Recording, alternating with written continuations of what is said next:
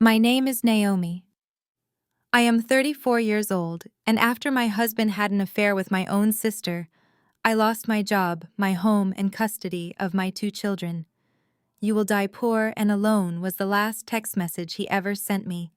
Kicked out on the street, I had to move into a rented storage unit. While organizing the few boxes I had left, I found a locked briefcase with my name engraved on it. It was a relic from my late Uncle Silas. Inside was $55,000 in crisp cash and a handwritten note that read, "This is just travel money. The real fortune is waiting at these coordinates." When I arrived at that location, what I saw made me understand everything, and it became the absolute death sentence for my family's arrogance. Before I continue this story, let me know where you are watching from in the comments below. Hit like and subscribe if you have ever been pushed to your breaking point by the people who were supposed to protect you. The nightmare began on Thanksgiving evening in the lavish dining room of my parents, Pastor Thomas and Vivian. The air smelled of roasted turkey and expensive perfume, but the atmosphere was suffocating. I had just set the serving tray on the table when my husband Marcus tossed a thick stack of legal documents right onto my plate. I stared at the bold print. Divorce petition. Before I could even process the shock, my younger sister Chloe stood up from her chair. She smoothed her designer dress over a slight bump in her stomach and smiled. She told me that I knew it was over and that Marcus needed a real woman who could give him an heir, not some dry financial auditor who was married to her laptop. She told me to just sign the papers. I looked around the room waiting for my parents to intervene to scream to defend me. Instead, my mother slid another folder across the mahogany table toward me. They were custody surrender forms for my children, Malik and Zuri. My mother coldly whispered that I should not make a scene. She said Marcus had just agreed to donate $2 million to my father's church building fund and that they had a high society image to uphold in Atlanta. She claimed he could provide a much better life for the children than a soon-to-be unemployed single mother. Unemployed. The word echoed in my mind until the next morning when my office keycard flashed red at the security turnstile. Marcus had used his executive power to have me fired under fabricated charges. When security escorted me to my office, my sister-in-law Sarah was already sitting in my leather chair sipping a latte. She smirked and called me her ex-sister-in-law while casually tossing my family photos into a cardboard box. She bragged that Marcus had just promoted her to head of auditing and that there was no room there for failures. She told me to grab my trash and get out. By nightfall, I was standing in the pouring rain outside the mansion I had helped pay for. My brother Jamal had thrown my suitcase into a muddy puddle, telling me not to embarrass the family name anymore. My phone buzzed in my pocket. It was a text from Marcus telling me I would die poor and alone.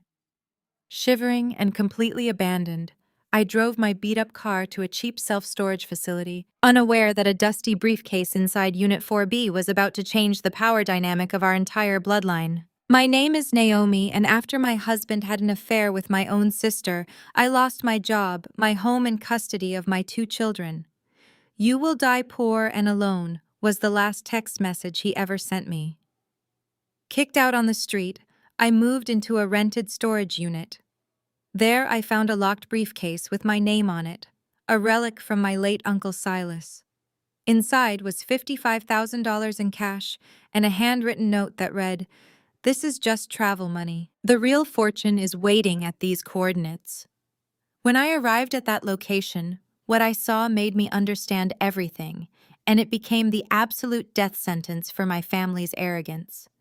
Before I continue this story, let me know where you are watching from in the comments below. Hit like and subscribe if you have ever been pushed to your breaking point by the people who were supposed to protect you. To truly understand the depth of my vengeance, you have to witness the exact moment my loyalty was repaid with absolute treachery. The smell of roasted turkey, candied yams, and sage stuffing usually brought me a deep sense of comfort. But that Thanksgiving night, the air inside my parents' sprawling estate in the most exclusive neighborhood of Atlanta felt incredibly thin and suffocating. I had spent the last 14 hours in the kitchen carefully basting the meat, preparing the side dishes from scratch, and ensuring every single detail was flawless. That was my role in the family. I was Naomi, the reliable workhorse, the one who audited the family business accounts, the one who managed the schedules, the one who stayed out of the spotlight so my sister and my parents could shine. Carrying the heavy silver platter into the formal dining room, I was met with the harsh, sparkling light of crystal chandeliers. Everyone was already seated. My husband of 8 years, Marcus, was sitting at the right hand of my father. He was not looking at me. He was staring at his phone, his tailored suit completely unwrinkled. I set the turkey down in the center of the table, wiping my hands on my apron with a tired but genuine smile. Before I could even take my seat, Marcus reached into his jacket pocket. He pulled out a thick stack of legal documents. He did not hand them to me with any trace of remorse or hesitation. He tossed them across the table. They hit my plate with a heavy thud, knocking over a crystal wine glass. The dark red liquid bled rapidly into the pristine white tablecloth, looking like an open wound. "Divorce petition," Marcus said. His voice was completely flat, devoid of any warmth or humanity. He casually adjusted his expensive gold cufflinks. "I need you to sign these by tomorrow morning. My lawyer has already finalized the terms." I stared at the papers, my mind entirely unable to process the words printed on the first page. Divorce. We had just closed on a massive new investment property together. I had just spent 3 sleepless weeks auditing his brokerage firm's quarterly reports to save him from a severe tax penalty. We were supposed to fly to the Bahamas next month for our anniversary. I looked around the large dining table, expecting someone to gasp, expecting my family to jump to my defense. My father, Pastor Thomas, was carefully cutting his meat, not even glancing in my direction. My mother, Vivian, took a slow, elegant sip of her Chardonnay. They were not surprised. They already knew. The loud scraping of a heavy wooden chair against the hardwood floor shattered the silence. My younger sister, Chloe, stood up from her seat directly across from Marcus. She was wearing a tight emerald green silk dress. I had initially thought it was just an odd, overly flashy choice for a family dinner. Now, as she turned to the side, the unmistakable rounded curve of a pregnant belly was proudly on display. Chloe rested her perfectly manicured hand on her stomach and smiled at me. It was a smile so venomous and triumphant that it made my blood run absolutely cold. "Just sign the papers, Naomi," Chloe said, her voice ringing with arrogant satisfaction. "Marcus needs a real woman. The heir to his legacy needs a mother who actually knows how to keep the family fire burning. He does not need some dry, lifeless auditing machine who cares more about spreadsheets and tax codes than her own husband." I felt the breath forcefully leave my lungs. The room started to spin. This was my own sister, the sister whose college tuition I had co-signed when our parents refused to pay for her mistakes. The sister who had slept on my couch for 2 straight years, eating my food and spending my hard-earned money while trying to build a frivolous career as a social media influencer. She was standing in our parents' home flaunting a pregnancy by my husband. For years, I had been the scapegoat, the quiet daughter who chose numbers and logic over beauty pageants and superficial charm.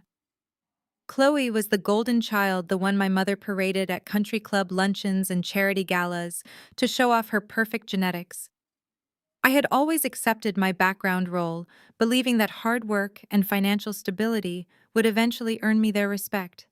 I had managed Marcus's investment portfolio, doubling his net worth, ensuring he could buy the custom sports cars and designer watches he loved to flaunt.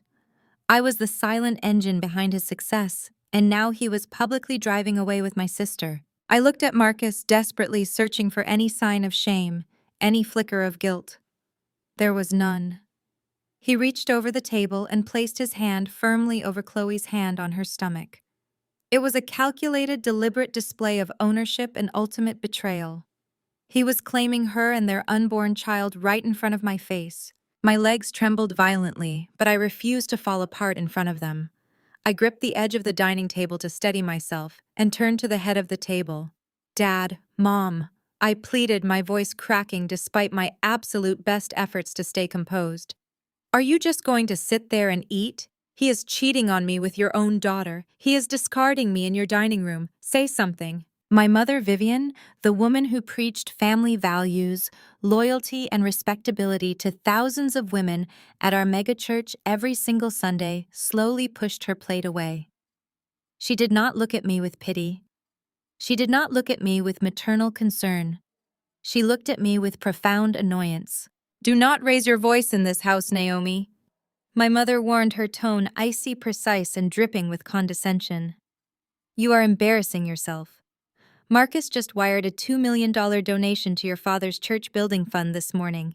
He is securing the future of our congregation and elevating the legacy of our entire family." She elegantly folded her linen napkin and placed it on the table, treating my destroyed marriage as a minor scheduling conflict. "Do not make a scene," she continued. "You clearly failed to keep your husband satisfied, and Chloe stepped up to give this family the grandchild we have been waiting for. You will sign those divorce papers, and you will leave him quietly. We have a very high society image to uphold in the Atlanta community, and I will absolutely not let your bitter jealousy tarnish it." I turned my desperate gaze to my father, the man who had walked me down the aisle and placed my hand in Marcus's hands. Pastor Thomas finally looked up from his plate, meeting my eyes with cold indifference. "Listen to your mother," he added, his booming pulpit voice reduced to a cowardly, greedy murmur.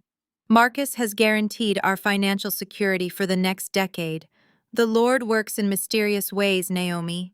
You need to accept your new path and leave this house without causing a scandal." The realization hit me with the destructive force of a freight train. I was not just being discarded by a cheating husband. I was being actively sold out by my own flesh and blood in exchange for a church donation and elevated social status.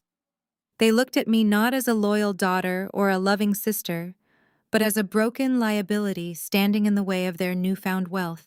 I looked at the divorce papers sitting in the spilled wine, then at the smug, satisfied faces surrounding the opulent table. They truly thought they had broken me. They thought my silence was the beginning of my submission. But as I untied my apron and let it drop to the floor, the devastating heartbreak morphed into something else entirely. It morphed into pure, unadulterated rage. If they wanted to treat my life like a disposable business transaction, they were about to learn a very hard lesson. I was the best financial auditor in the state of Georgia, and I was about to examine every single one of their hidden debts. I did not sleep a single second that night. I packed a small overnight bag from the trunk of my car and checked into a cheap roadside motel, spending the dark hours plotting my legal and financial strategy. I was a senior financial auditor. I knew exactly where every single penny in Marcus's brokerage firm was buried.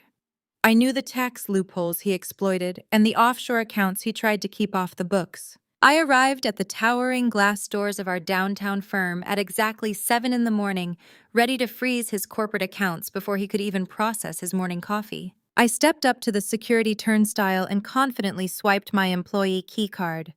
A harsh red light flashed on the scanner. Access denied. I frowned and tried again, wiping the magnetic strip on my coat. Another harsh beep followed by the same red light. Before I could ask the receptionist for a temporary pass, 2 large security guards flanked me from both sides. Then the polished silver doors of the private executive elevator slid open. Marcus stepped out, flanked by the head of human resources and 2 corporate lawyers. He held a thick manila folder in his hands, his face arranged into a flawless mask of fake corporate concern. He stopped right in front of the lobby desk and announced loudly, ensuring that the entire crowd of arriving employees could hear every single word. He declared that I was terminated effectively immediately. He looked at me with cold, dead eyes and claimed his internal review had caught me embezzling hundreds of thousands of company funds to fuel a secret offshore account. It was a brilliant, wicked, and entirely fabricated trap. He had used his executive oversight to manipulate my administrative login, moving money around in the middle of the night to frame me. He was deliberately orchestrating a scandal to ensure my professional license would be revoked, my reputation obliterated, and my bank accounts legally frozen pending an investigation. They escorted me to my corner office like a common criminal to collect my personal items under heavy supervision. When I pushed open the frosted glass door with my name stenciled on it, I froze in my tracks. My custom leather executive chair was already occupied. Sarah, my brother, Jamal's white wife, was sitting there with her feet propped up casually on my mahogany desk. She was sipping an iced latte and wearing a tailored designer blazer that I instantly recognized as missing from my own closet. Jamal had married her 2 years ago, and she had spent every single family gathering since then making passive-aggressive, underhanded comments about how black women were too aggressive and domineering in the corporate world. Now, she was literally sitting on my throne. She smirked at me, not even bothering to lower her feet from the polished wood. "Sorry, ex-sister-in-law," she said, her voice dripping with unearned arrogance and absolute superiority. "Marcus just appointed me as the new head of auditing. You can go ahead and pack your cheap little desk trinkets into a cardboard box now. There is simply no room for criminal failures in this firm." I stared at her, the sheer audacity of the betrayal, making the room spin. My own brother had authorized his wife to steal the career I had built from the ground up. He had handed her the keys to my kingdom just to stay in Marcus's good graces. Sarah tapped her manicured fingernails against my desk and let out a sharp, mocking laugh. She told me I should hurry up and clear out before the police arrived to investigate the missing funds she and Marcus had supposedly uncovered. I did not scream. Arguing with a pawn is a complete waste of breath when you are actively hunting the king. I grabbed an empty box and reached for the framed photograph on my bookshelf. It was a picture of my 7-year-old son Malik and my 5-year-old daughter Zuri smiling brightly at a summer festival. As my fingers brushed the cold glass of the frame, a terrifying breath-stealing realization slammed into my chest. Marcus had filed for divorce. He had publicly framed me for embezzlement. He had frozen my income and replaced me at work. He was systematically and ruthlessly dismantling every pillar of my life to leave me with absolutely zero leverage: the children. I dropped the cardboard box directly onto the floor. I sprinted past Sarah, pushed past the bewildered security guards, and bolted out into the bustling Atlanta morning. I ignored Marcus shouting my name from the lobby. I threw myself into the driver's seat of my car and sped toward the elite private academy where my children were enrolled. My hands gripped the steering wheel so fiercely, my knuckles turned stark white. Marcus knew the law. He knew that in the state of Georgia, a mother facing an active criminal investigation for financial fraud who suddenly had no home address and no job would instantly lose everything in family court. He was building a bulletproof narrative that I was an unstable, thieving flight risk. I slammed my brakes in the school parking lot, the tires screeching loudly against the pavement, and ran through the double doors of the main office.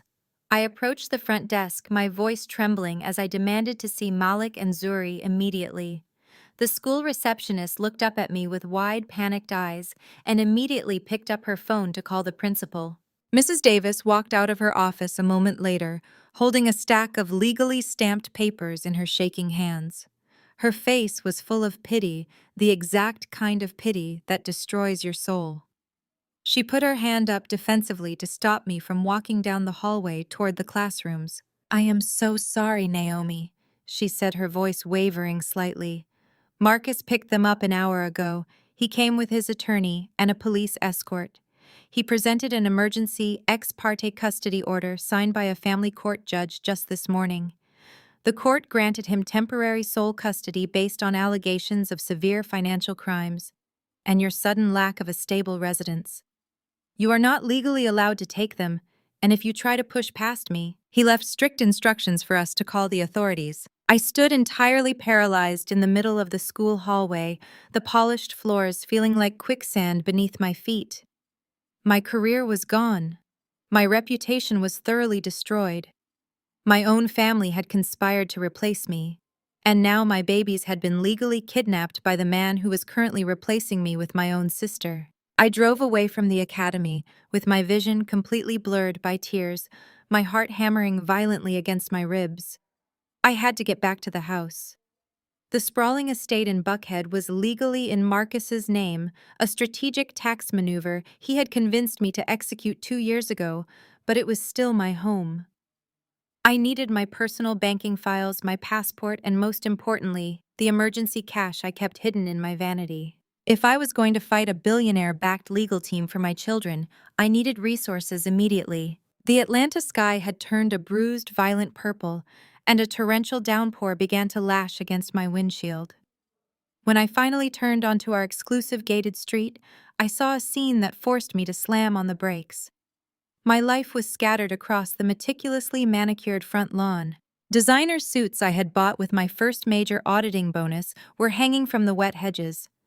My personal tax binders, heavily redacted legal files, and framed credentials were lying open in the mud, the ink bleeding into the wet grass. Even worse, I saw Malik's hand-painted Mother's Day card and Zuri's first pair of ballet shoes soaking in a muddy puddle near the driveway. Marcus had not just evicted me, he had ordered my complete erasure, treating my existence like a pile of infected garbage. I threw the car door open and ran into the freezing rain, frantically dropping to my knees to gather my children's belongings. Before I could even reach Zuri's shoes, the heavy custom oak front door swung open. It was not Marcus standing on the porch. It was my own flesh and blood, my 29-year-old brother Jamal. He was wearing a brand new Rolex, a gift Marcus had flaunted at Thanksgiving, and holding a heavy black trash bag.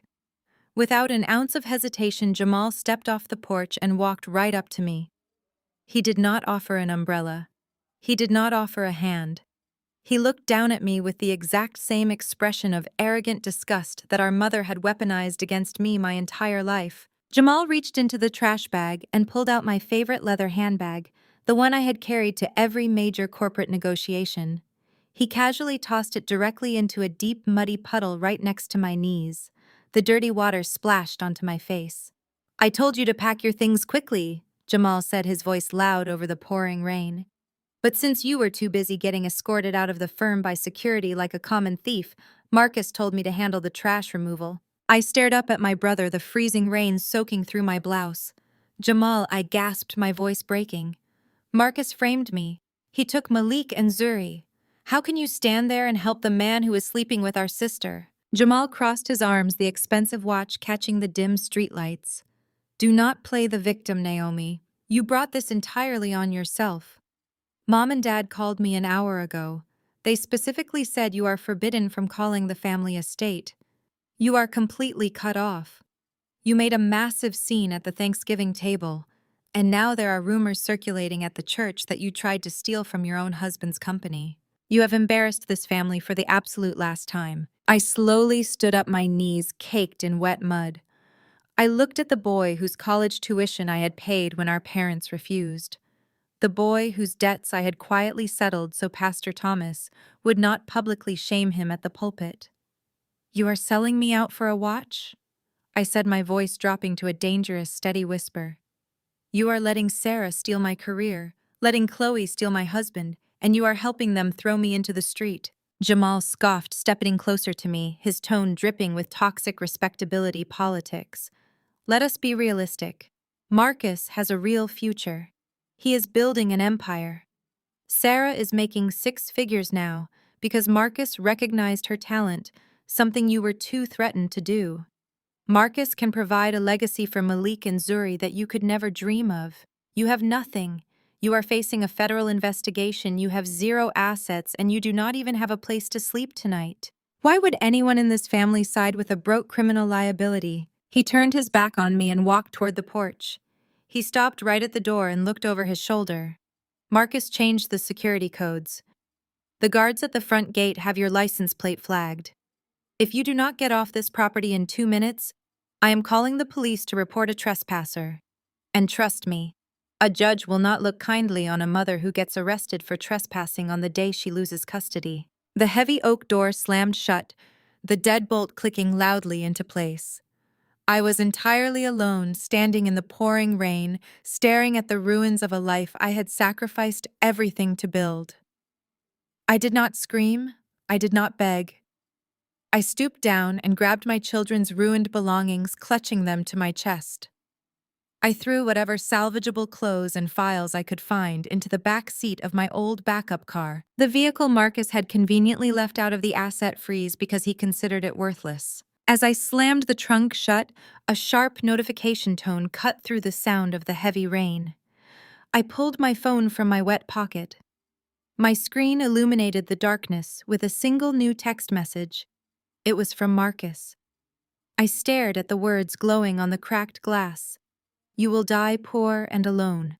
He wanted to break my spirit so completely that I would never dare to rise against him. He wanted me to internalize the rejection of my parents, my brother, and my sister, to accept my role as the ultimate failure of the family. He wanted me to vanish into the shadows. I wiped the rainwater and mud from my face. I gripped the steering wheel of my car and put the engine into drive. I drove away from the opulent mansions of Buckhead, navigating through the treacherous storm until I reached the industrial outskirts of the city. I pulled into a dimly lit, run-down self-storage facility. It was a cheap, forgotten unit I had rented a year ago to store the last remaining items from our extended family that my mother had refused to keep. I walked down the cold, flickering, fluorescent hallway of the storage building, my wet shoes squeaking loudly against the concrete floor. I stopped in front of Unit 4B and rolled the heavy metallic door upward. The space was filled with cardboard boxes and old furniture covered in dust sheets. It was the absolute bottom, the lowest point a human being could possibly reach. But as I sat down on a dusty crate shivering in my soaked clothes, my eyes landed on a heavy leather-bound briefcase tucked away in the very back corner. It was a relic left behind by my late Uncle Silas. My mother had always called him a worthless drifter, a stain on our pristine family reputation. But as I reached out and touched the tarnished brass lock, I had no idea that the man they had all despised had left behind the exact weapon I needed to destroy every single one of them. The freezing air of the storage unit was biting through my wet blouse. I was violently shivering, my teeth chattering in the deafening silence of the corrugated metal room. Before I could even examine the briefcase, survival instincts took over. I desperately tore into the nearest cardboard box, hoping to find anything to protect me from the dropping temperature. The box was taped haphazardly, filled with what my mother had always described as Silas's pathetic hoardings. I pulled out a heavy, worn olive green military jacket and immediately wrapped it around my trembling shoulders. The thick fabric smelled faintly of cedar and peppermint, the exact scent I always associated with my uncle. Wrapping his coat around me felt like a ghostly embrace, pulling my mind back to the harsh reality of how my family had treated him. I sat on the cold concrete floor and stared at the remaining boxes. Uncle Silas was my father's older brother. For my entire life, my mother Vivian had used him as the ultimate cautionary tale. A worthless drifter, she called him. An addict, a stain on our pristine family reputation, a man who refused to embrace the elevated standards of our high society circle. Pastor Thomas rarely spoke of him, effectively erasing his own brother from the family tree to protect his megachurch image. When Uncle Silas fell ill a year ago, they did not offer a single dime for his medical care. They did not visit him. I was the only person who drove to the hospice facility every Sunday, sitting by his bedside, bringing him hot meals, and listening to his raspy voice tell stories about the world outside of our suffocating status-obsessed family. When he passed away, my mother complained about the cost of his cremation, refusing to hold a memorial service at the church because it would draw unwanted questions from the congregation. She ordered all his earthly possessions to be thrown into the local landfill. I had secretly redirected the moving truck to this storage unit, unable to let them completely erase the only relative who had ever looked at me with genuine kindness instead of calculation. Now I was exactly where he used to be. I was the outcast. I was the embarrassment. They had discarded me just as effortlessly as they had discarded him. I pulled the heavy leather briefcase toward me, dragging it across the dusty concrete. The leather was thick, dark mahogany, reinforced with brass corners that gleamed faintly under the flickering overhead light. Right below the sturdy handle, a small brass plate was riveted into the leather. My fingers traced the deep engraving. Naomi. My heart skipped a beat. This was not a random piece of luggage tossed into a box. This was deliberately left for me. I examined the dual combination locks securing the latches, 3 digits on each side. My hands were still shaking from the cold and the adrenaline, but I tried to focus. I rolled the small brass wheels, inputting my birth month and day on the left and my birth year on the right. The loud, satisfying click of the heavy brass latches popping open echoed in the empty storage unit. I took a deep breath, expecting to find old journals, unpaid medical bills, or meaningless trinkets. I slowly lifted the lid. The smell of aged leather mixed with the unmistakable crisp scent of fresh currency hit my senses. I stared into the velvet-lined interior, completely paralyzed by the sight before me. There was no garbage. There were no debt collection notices. The briefcase was packed edge to edge with thick, tightly bound stacks of $100 bills. I reached out with a trembling hand, brushing my fingertips against the fresh paper. The banking bands around the stacks were perfectly intact. I pulled one bundle out. $10,000. I pulled out another. Another 10,000. I rapidly counted the bundles, my mind entirely unable to comprehend the reality shifting right in front of my eyes. 5 bundles of 10,000. One smaller bundle of 5,000. Exactly $55,000 in untraceable crisp cash. My mother had spent her entire life painting Silas as a penniless burden. My father had preached sermons about the dangers of living like his destitute brother. They had lied. They had either completely misjudged him, or Silas had orchestrated the greatest deception of their lives. Tucked beneath the final stack of money was a thick cream-colored envelope. I ripped it open. Inside was a single piece of heavy cardstock, with my uncle's familiar sharp handwriting and a small folded map. I held the note up to the dim light. "My dearest Naomi." The note read, "If you are opening this, it means the inevitable has happened. It means they finally stripped you of your usefulness and threw you out into the cold. I watched your husband Marcus for years. I saw the greed rotting his soul, and I saw your mother and father cheering him on. I knew they would sacrifice you the moment a better deal came along. I played the fool and the failure because it was the only way to keep their greedy hands away from my true life's work." I stopped reading for a second, my lungs burning as I gasped for air. He knew.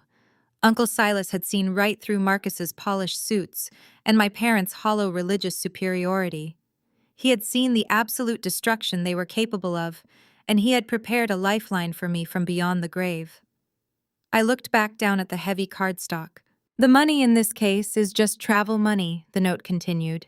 "It is enough to get you back on your feet, hire a shark lawyer, and buy yourself some time. But the real fortune, the empire I spent my entire life building in the shadows, is waiting for you. Look at the paper attached. Go to these coordinates. Hand them the brass key inside this envelope. Tell them Silas sent his rightful heir. Burn them to the ground, Naomi. Take everything." I unfolded the second piece of paper. It was not a treasure map pointing to a buried chest in the woods. It was a printed GPS coordinate pointing directly to the epicenter of the downtown Atlanta financial district, the wealthiest, most ruthless corporate sector in the entire southern United States. I reached back into the envelope and felt a cold, heavy object. I slid it out into my palm.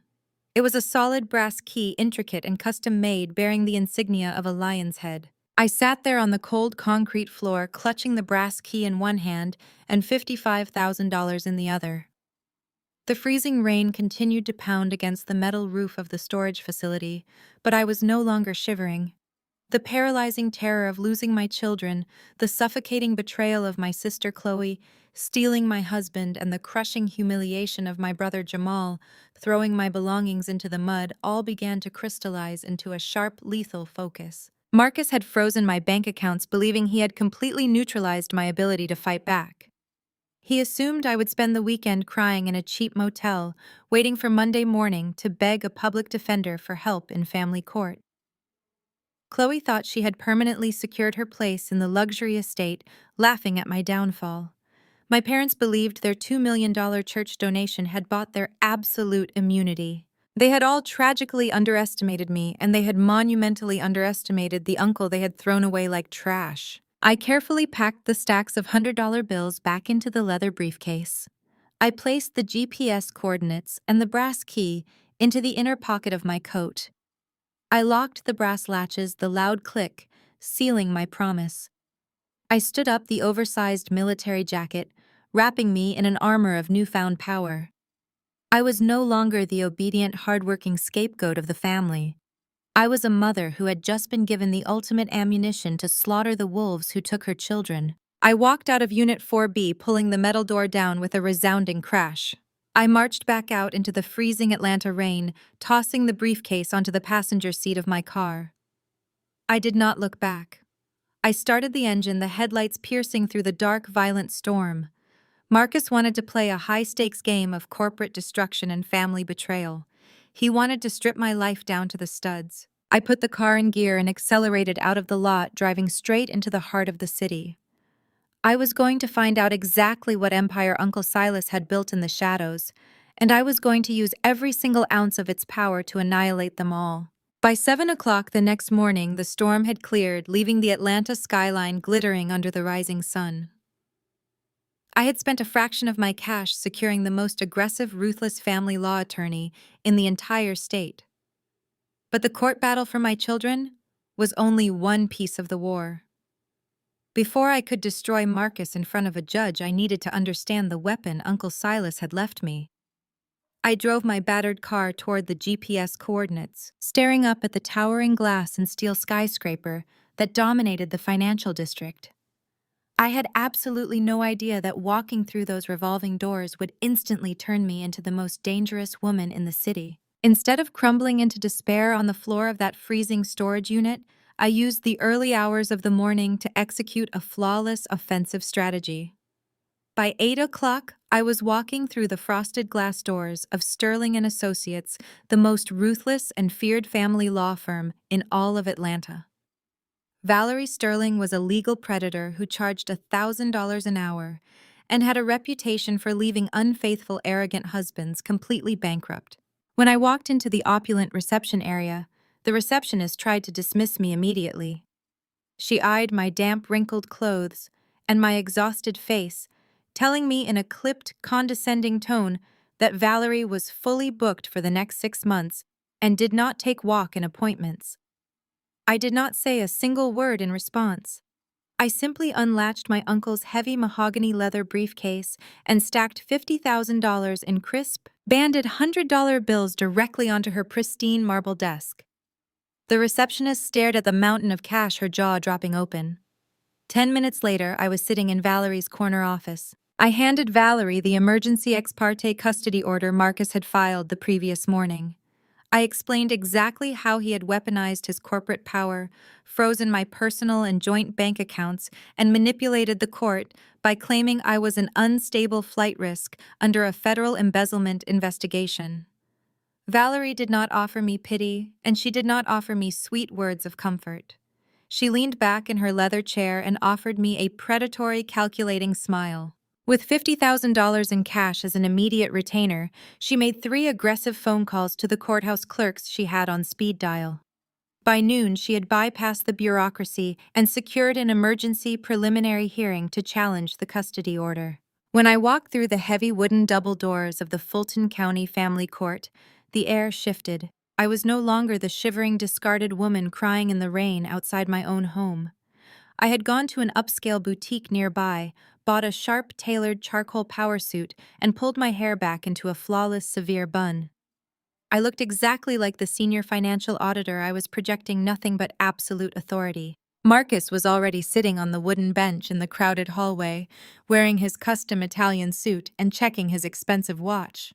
Right beside him was my younger sister Chloe, proudly rubbing her pregnant belly and parading around the courthouse corridor as if she had already won the ultimate prize.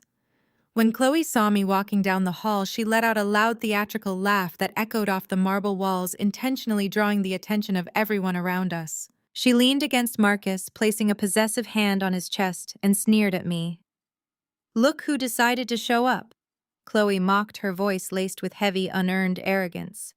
"Did you sleep under a bridge last night, Naomi? Or did you have to pay for a cheap public defender using your body? I guess when you lose your rich husband and your corporate career in the exact same day, you have to get creative just to survive." I stopped right in front of them, my face entirely devoid of emotion. I did not scream. I did not insult her back. I simply looked down at the diamond tennis bracelet sparkling on her wrist. It was the exact bracelet Marcus had gifted me for our 5th wedding anniversary.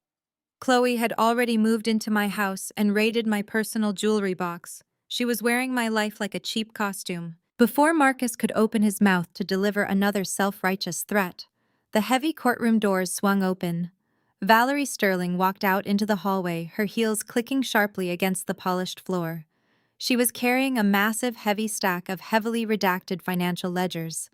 When Marcus saw Valerie, the smug, arrogant smile completely vanished from his face. The color rapidly drained from his cheeks. As a man who navigated the elite corporate and financial circles of Atlanta, he knew exactly who Valerie Sterling was, and he knew perfectly well that she did not take on broke, desperate clients. Inside the courtroom, Marcus's attorney tried to play the exact same manipulative narrative they had used the day before. He stood before the judge passionately claiming that I was a disgraced auditor facing a massive federal embezzlement probe. He argued that I had no stable income, no permanent residence, and posed an active, immediate danger to the well-being of Malik and Zuri. He confidently requested that the temporary sole custody order be made permanent to protect the children and preserve the family legacy. The judge turned to Valerie, expecting a weak defensive response. Instead, Valerie stood up and dropped a 400-page forensic audit directly onto the judge's bench.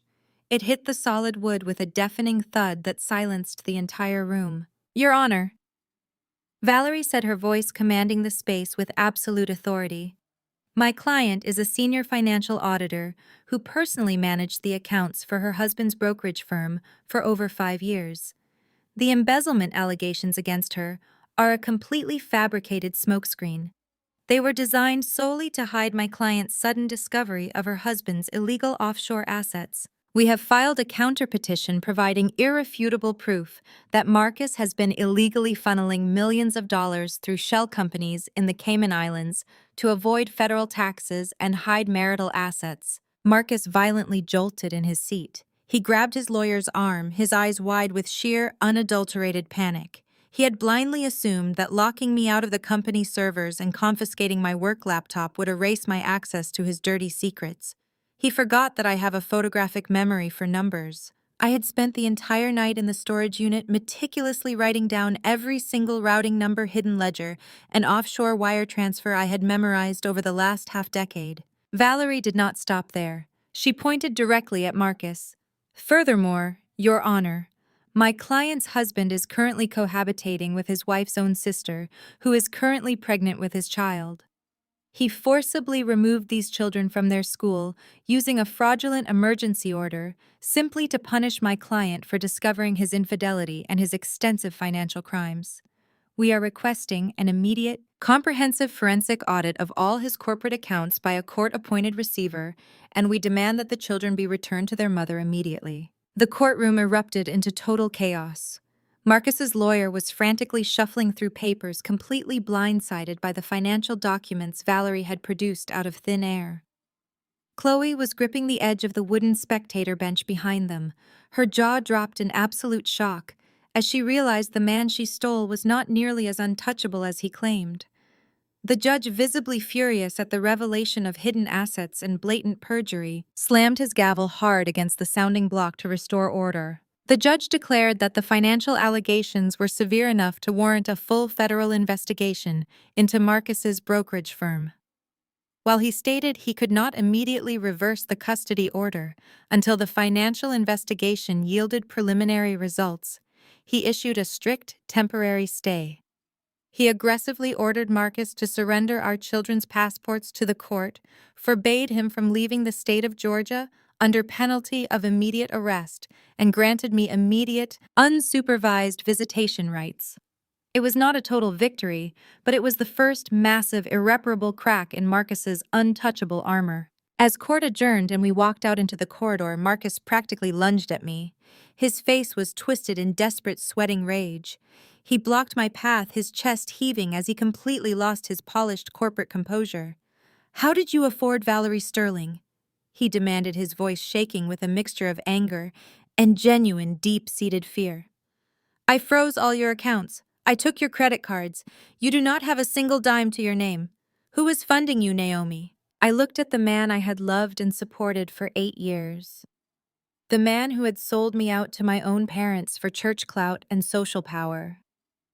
I stepped closer to him, lowering my voice so only he could hear the lethal promise in my tone. "You thought you could bury me, Marcus," I whispered smoothly. But you forgot that seeds grow in the dark. You can keep the children for a few more days. Enjoy playing house with my sister while you still can, because by the time I am finished auditing your life, you will not even be able to afford a cardboard box to sleep in. I brushed past him, leaving him sweating and hyperventilating in the middle of the courthouse hallway. Chloe tried to call after me, her voice shrill and panicked, as she demanded to know what offshore accounts I was talking about, but I did not even turn my head to acknowledge her existence. I walked out into the bright Atlanta sunlight, feeling the heavy, solid brass key resting safely inside my jacket pocket. Marcus was terrified of the $50,000 I had spent on a lawyer. He had absolutely no idea that the money was just spare change left in a dusty briefcase. I got into my car, locked the doors, and pulled out the piece of heavy cardstock Uncle Silas had left me. I typed the exact GPS coordinates into my navigation system.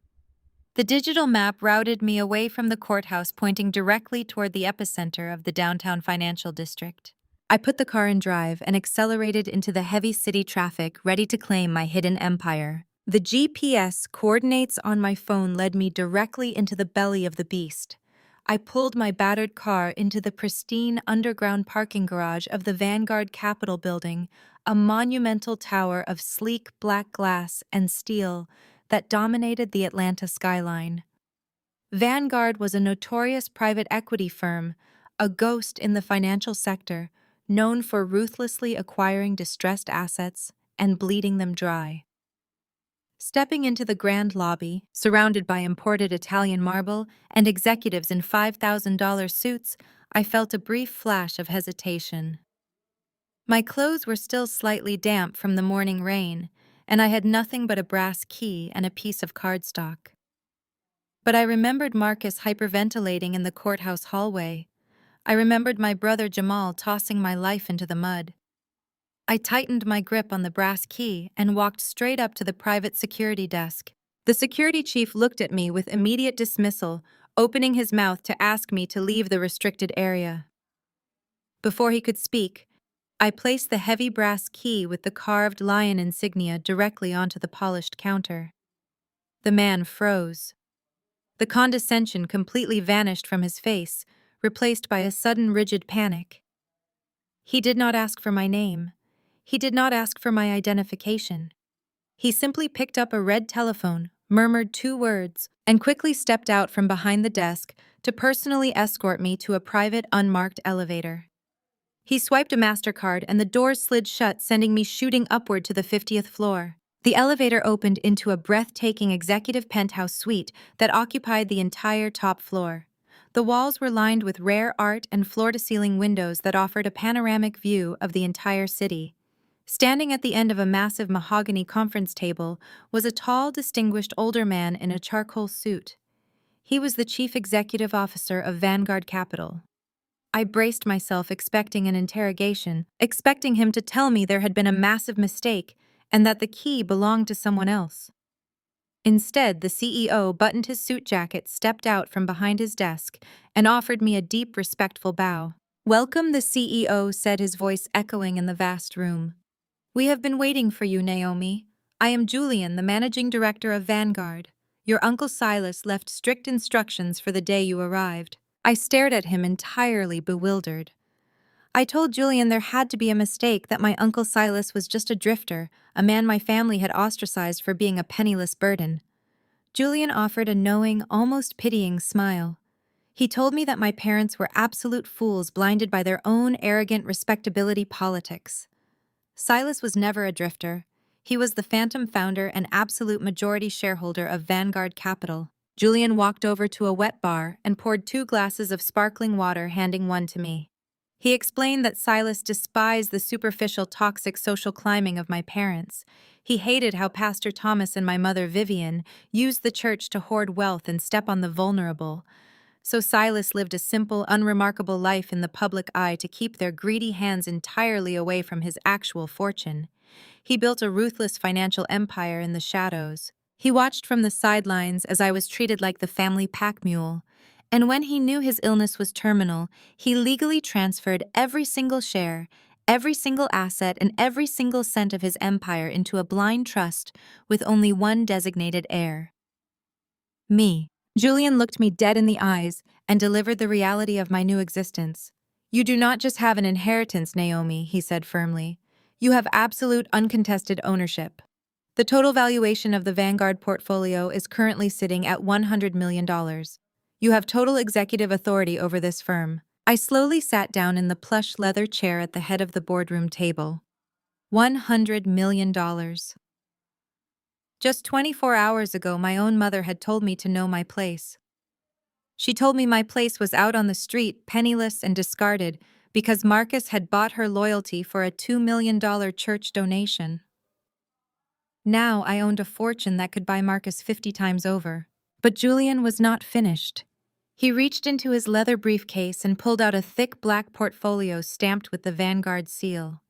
He slid it across the smooth mahogany wood toward me. He told me that the money was impressive, but the real power Silas left me was inside that folder. He said it was the exact reason Silas wanted me to have the keys to the kingdom today. I opened the black portfolio.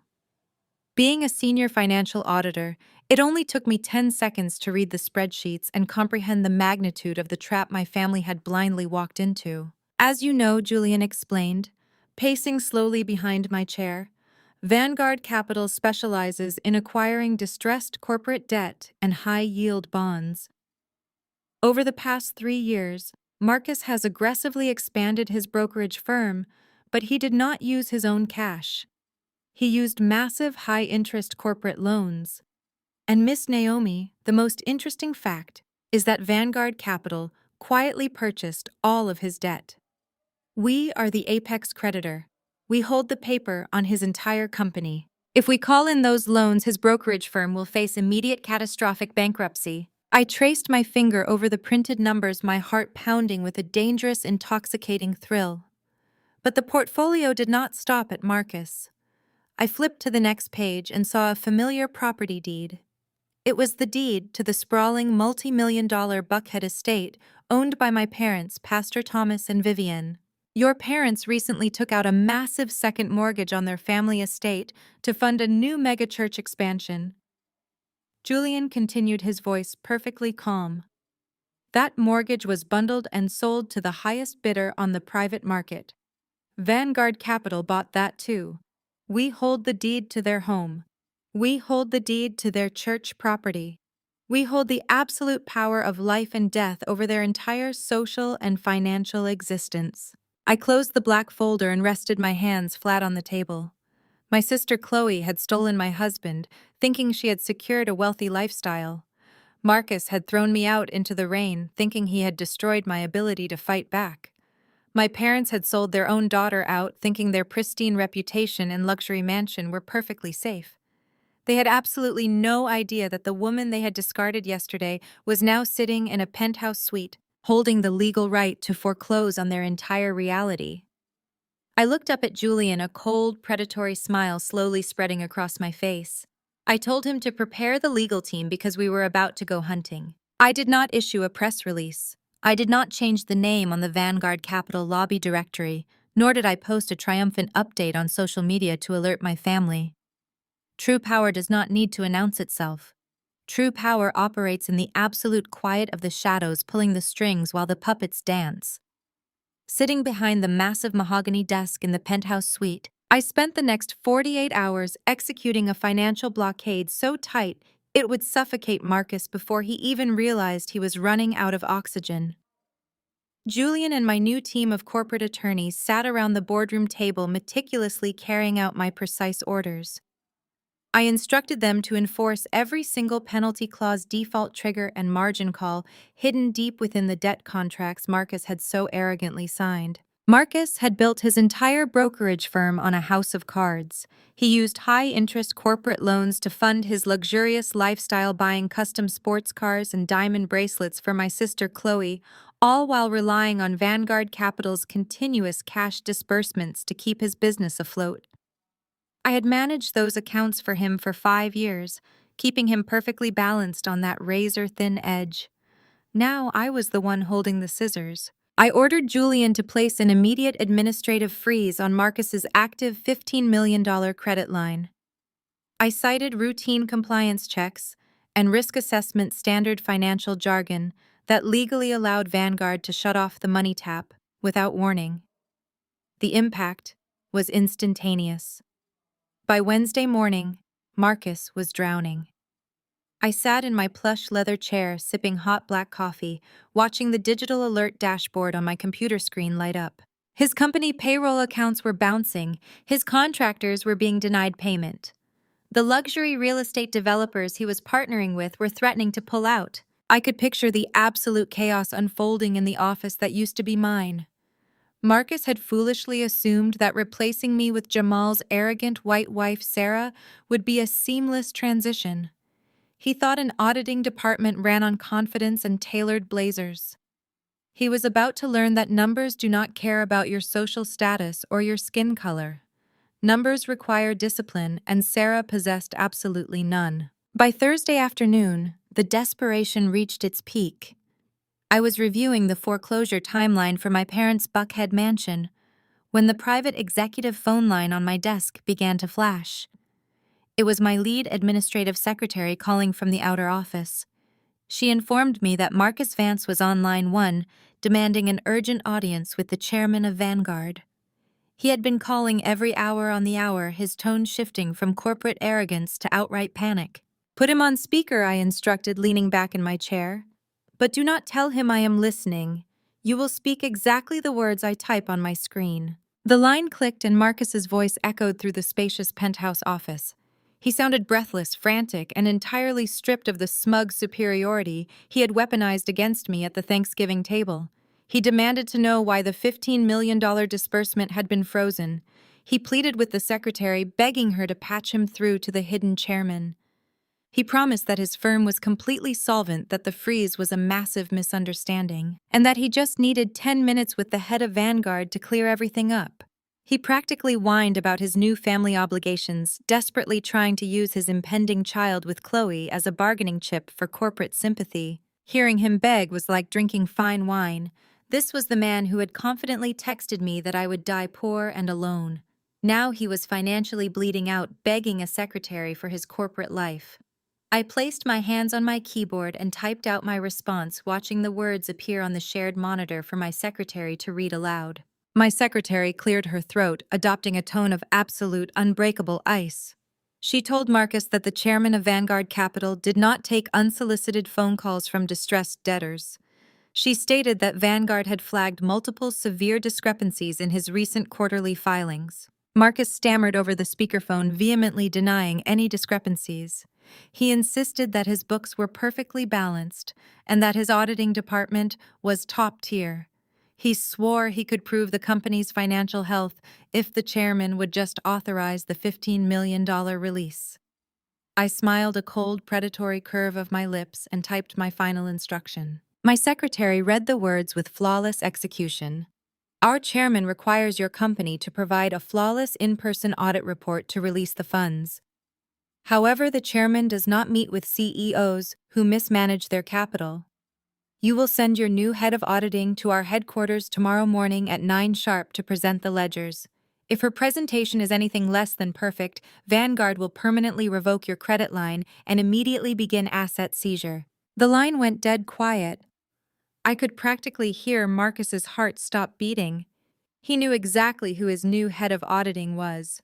Sarah had zero actual experience managing a multi-million-dollar corporate audit.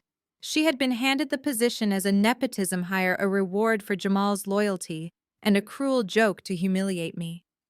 Marcus had put a completely unqualified woman in charge of his financial survival simply to spite me. He weakly agreed to the terms, his voice barely a whisper, before the secretary disconnected the call. I turned my chair to face the floor-to-ceiling windows, looking out over the sprawling Atlanta skyline. My brother Jamal had allowed his wife to disrespect me, to sit at my desk, to mock my downfall, and to claim my hard-earned career as her own.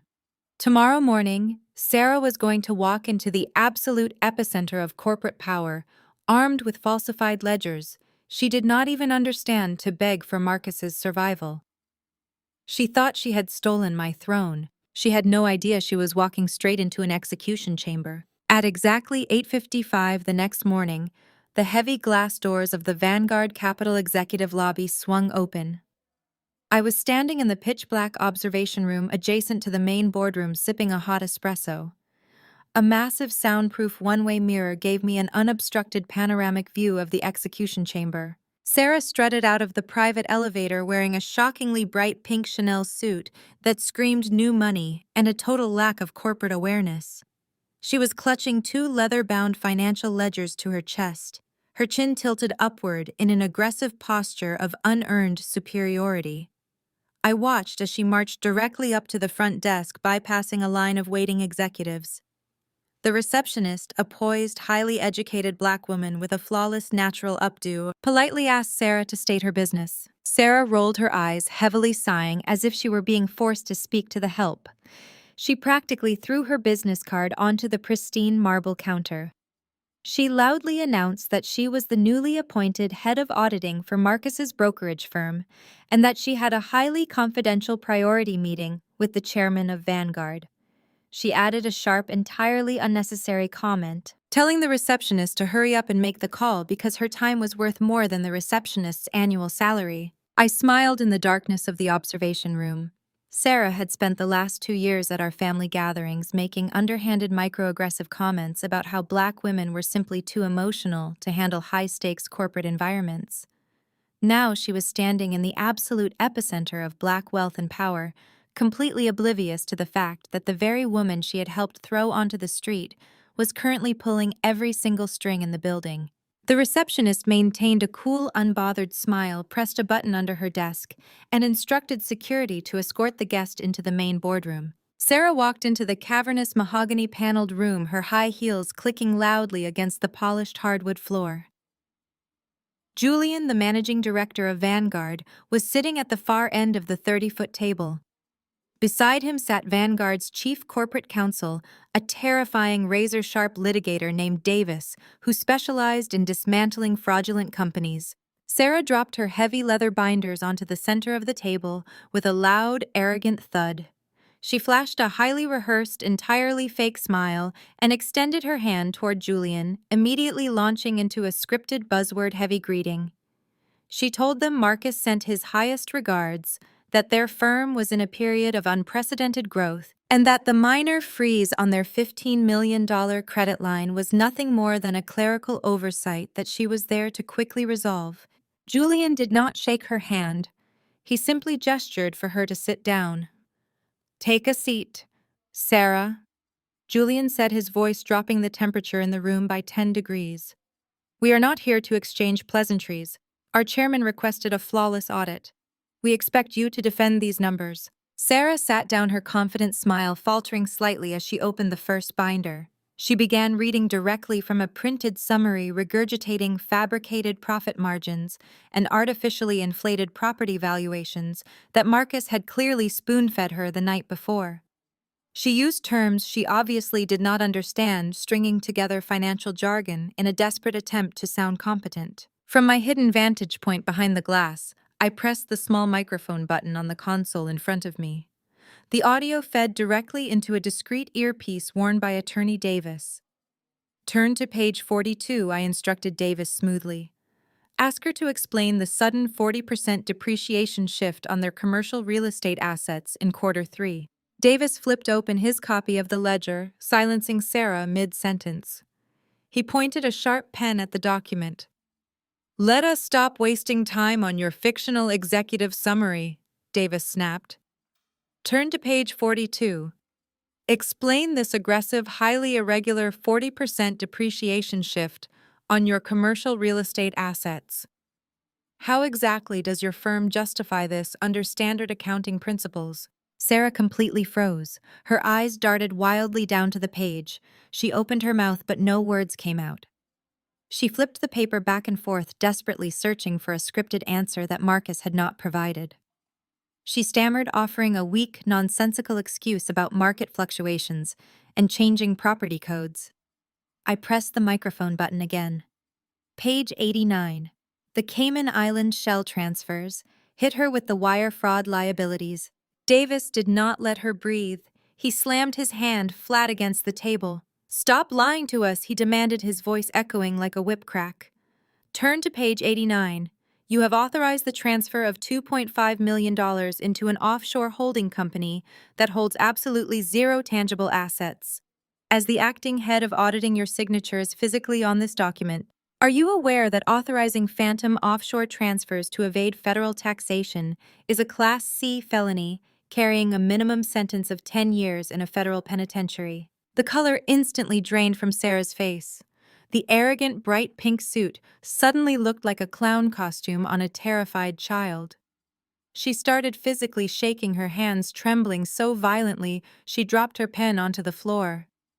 She had blindly accepted the head of auditing title from Marcus to humiliate me, completely unaware that by stealing my job title, she had also assumed absolute legal liability for every single financial crime Marcus was actively committing. I did not authorize that, Sarah gasped, her voice cracking as genuine panic seized her throat.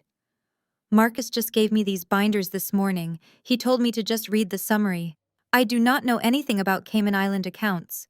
You signed the internal audit certification? Davis replied mercilessly, sliding a magnified copy of her own signature directly across the table. You are legally presenting these numbers to a major financial institution to secure a $15 million loan. That constitutes wire fraud, bank fraud, and corporate perjury. Are you confessing right now on our recorded corporate servers that your firm's financial ledgers are completely fabricated? Sarah broke. The arrogant, untouchable facade shattered into a million pathetic pieces. She buried her face in her hands and burst into loud, ugly, hyperventilating sobs. Her expensive mascara ran down her cheeks in dark, messy streaks. She sobbed that she was not an auditor, that she did not understand the math, and that Marcus had promised her this meeting would just be a simple formality. She sat in the opulent Vanguard boardroom weeping hysterically, utterly humiliated and completely exposed as a fraud. I stood behind the one-way mirror, watching my brother's cruel, racist wife completely crumble under the weight of her own sheer incompetence. She had sat in my desk chair yesterday and told me there was no room for failures. Today she was crying like a helpless infant, realizing she had just signed her own criminal death warrant. I pressed the microphone button one last time to deliver the final blow. Throw the binders back at her, I commanded. Give her the ultimatum. Davis stood up to his full height. He gathered the heavy leather binders and threw them forcefully across the mahogany table. They slid and crashed directly into Sarah's chest, knocking her back into her chair. Vanguard Capital does not finance fraudulent, incompetent operations, Davis sneered, looking down at her with absolute disgust. Tell your husband and your CEO that their $15 million credit line is permanently terminated. Your company has exactly 3 days to pump $5 million in cash into the Vanguard escrow account to cover your immediate penalty defaults. If that money is not cleared by Friday at 5 o'clock, Vanguard will seize every single corporate and personal asset tied to your firm. Get out. The ticking clock of Vanguard Capital's 3-day deadline forced Marcus into a state of sheer, unadulterated panic. But in my family, when the house is burning down, you do not grab a fire extinguisher. You throw a lavish party to prove to your neighbors that you simply love the warmth. My parents, Pastor Thomas and Vivian, organized a massive, extravagant charity gala at their elite country club.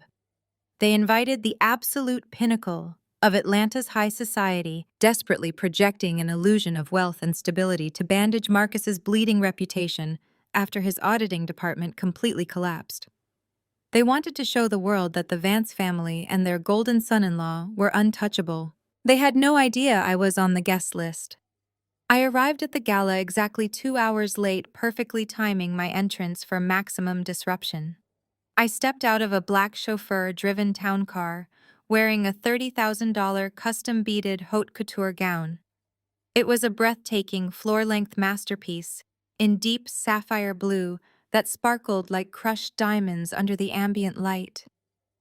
I did not sneak through the back doors or hide in the shadows. I walked directly down the grand staircase into the main ballroom with the absolute posture of a conquering queen. The live jazz band seemed to fade into the background as the entire room shifted its attention. Every single head turned in my direction.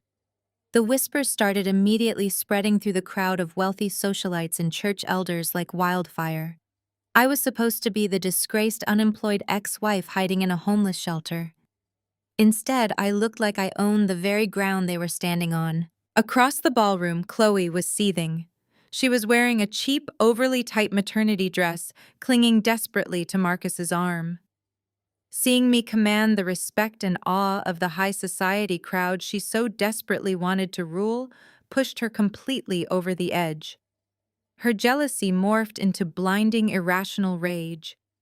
She snatched a full glass of dark red wine from a passing waiter's silver tray and stomped directly toward me, her heels clicking aggressively against the marble floor. She did not even bother to lower her voice, ensuring that the wealthy donors standing nearby could hear every toxic word. She loudly asked if I was working as a high-end escort to afford fake designer clothes. She raised the wine glass, fully intending to hurl the dark red liquid right at my chest to ruin my gown and humiliate me publicly. I did not flinch. I did not step back. Before the glass could even tilt, my hand shot out and clamped around her wrist like a steel vice. I gripped her arm so intensely that she let out a sharp, breathless gasp, the wine glass shaking violently in her trembling fingers. I stepped directly into her personal space, completely invading it, and lowered my voice into a lethal, quiet register meant only for her ears. I told her she should be very careful about throwing things considering the fragile state of her highly anticipated pregnancy. Then, maintaining my vice-like grip on her wrist, I smiled and asked her a very simple question. I asked if the baby growing in her belly was actually Marcus's heir, or if it belonged to her personal trainer, a man named Deshawn, who she had been secretly visiting at a cheap roadside motel on the south side of the city. Chloe's eyes bulged in absolute, unspeakable horror. The arrogant, smug mask she had worn for months completely disintegrated. She tried to yank her arm away, but I held my grip firm, letting the reality of my words sink into her bones. I whispered that a private investigator had already sent me the motel surveillance photos. I told her that I would be more than happy to project those high-resolution images of her and Deshawn directly onto the ballroom walls if she ever dared to disrespect me again. I released her wrist, and she stumbled backward, nearly dropping her wine glass, her face drained of all color as she scurried away like a terrified child. While Chloe was having a silent panic attack in the corner, I shifted my focus to my primary target. I looked across the room at Marcus. He was sweating profusely through his custom tuxedo, ignoring the wealthy donors around him as he furiously typed on his phone in a dark corner of the ballroom. I knew exactly what he was doing because my Vanguard legal team was coordinating the final stage of his execution in real time. My phone buzzed softly in my clutch. It was a message from Julian at Vanguard. The bait had been cast. Marcus had just received a direct, highly encrypted message from the Vanguard executive office. It stated that the chairman was willing to bypass the 3-day penalty and immediately release the $15 million lifeline to save his failing brokerage firm. But there was one final non-negotiable condition. Vanguard demanded ironclad, highly liquid collateral to secure the risky loan. The message explicitly instructed Marcus to legally pledge the multi-million-dollar trust funds belonging to my children Malik and Zuri as the absolute guarantee for the corporate cash. Those trust funds had been established years ago, but as the children's legal father Marcus still held administrative access. Pledging his children's future to save his failing business was a catastrophic federal crime. It was an unforgivable, sickening act of greed that crossed every single moral and legal boundary. I watched him closely from across the ballroom, sipping a glass of sparkling water. He stared at his phone screen, his chest heaving with desperate breaths. He did not look at the photos of his children that I knew were on his lock screen. He did not show a single ounce of paternal hesitation. I saw his thumb press down firmly on the glass to send his reply. My phone buzzed a second time. Julian texted me the confirmation. Marcus had agreed. He had officially signed the electronic paperwork pledging the stolen funds. He had crossed the line into federal wire fraud, actively stealing from his own flesh and blood to save his fragile ego and his crumbling empire. He thought he had just secured his survival, but he had actually just locked the heavy iron chains around his own ankles. The trap was permanently sprung, and the countdown to his absolute destruction had officially begun. I sat at my mahogany desk at Vanguard Capital as the sun rose over Atlanta, casting long shadows across the financial district. The secure corporate portal on my computer chimed with an incoming high-priority file from Marcus's brokerage firm. My legal team stood silently behind me as I opened the encrypted attachment. It was the collateral pledge agreement. Marcus had stayed up all night finalizing the transfer of Malik and Zuri's multi-million-dollar trust funds. As their primary custodian, those funds required my direct authorization to be moved, altered, or leveraged in any capacity. I scrolled to the final page of the PDF document. Right there, perfectly rendered on the digital signature line, was my name. He had copied my electronic signature from an old joint tax return. He had not just stolen the future security of his own children. He had committed aggravated identity theft and federal bank fraud to do it. I did not shed a single tear. Crying is for victims, and I was the executioner. I printed the physical copy of the forged document and laid it flat on my desk. I picked up the heavy red ink stamp designated for official Vanguard corporate acquisitions. I pressed it down firmly on the front page, the loud thud echoing through the quiet penthouse office. Received and processed. It was done. Marcus had officially transmitted fraudulent financial documents across state lines to a major investment firm. The federal wire fraud was no longer just a theory. It was an ironclad, undeniable reality, locked securely in my corporate vault. My lead attorney Davis nodded with a lethal smile and immediately prepared the dossier for our contacts at the Federal Bureau of Investigation. The criminal trap had snapped entirely shut. But the absolute sheer magnitude of my family's delusion did not stop with Marcus's federal crimes. While I was securing his indictment, my parents were actively digging their own financial graves. The strict 3-day penalty deadline I had imposed on Sarah was rapidly approaching. Marcus needed $5 million in immediate liquid cash to pump into the Vanguard escrow account to prevent us from seizing his firm before the massive $15 million loan could supposedly clear. Sarah had returned from her disastrous, tear-filled meeting at Vanguard and completely lied to the entire family. She sat in my parents' lavish living room and spun a fictional tale of corporate triumph. She told them she had successfully negotiated the loan, and that the chairman of Vanguard was thoroughly impressed with her sharp financial acumen. She dismissed the $5 million escrow demand as a routine administrative hold, claiming it was just standard procedure for a loan of that magnitude. My mother, Vivian, swallowed every single lie without a drop of hesitation. She praised Sarah, completely blind to the fact that her new favorite daughter-in-law had spent that entire meeting weeping hysterically and admitting her own incompetence. My father, Pastor Thomas, could not bear the thought of his golden son-in-law facing a public default. He could not risk the congregation finding out that the $2 million church donation Marcus had promised at the Thanksgiving table was written on a bouncing check. Driven by his obsessive need to protect our high society image and his own pulpit authority, my father made a fatal, catastrophic decision. He bypassed the church financial board and went directly to a predatory private lender known for dealing with desperate high-risk clients. He secretly took out a massive second mortgage on the sprawling Buckhead family estate. He leveraged the very roof over my mother's head to secure a high-interest short-term cash loan of exactly $5 million. He had absolutely no idea that Vanguard Capital already held the primary deed to that exact property. By taking out a secondary hard money loan against an asset that was legally compromised under Vanguard's master portfolio, my father had just triggered a catastrophic cross-default clause. He had legally authorized the immediate uncontested foreclosure of his own home. He handed over his entire legacy just to keep Marcus's fragile ego intact for a few more days. I received the automated alert from our real estate division the exact moment the secondary lien was filed against the Buckhead estate. My father took the $5 million in cash and handed it directly over to my brother Jamal and his arrogant wife Sarah.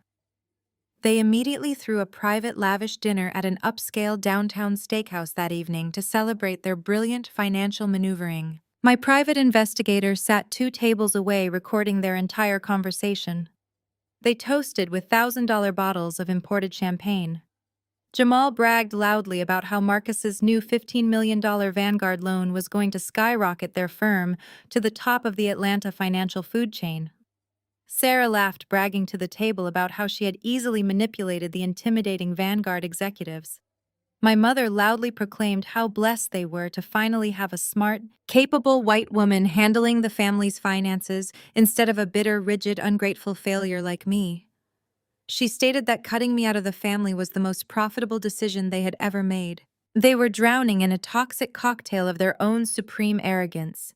They had pooled every single asset, every drop of equity, and every ounce of their social standing into one massive financial gamble to save Marcus.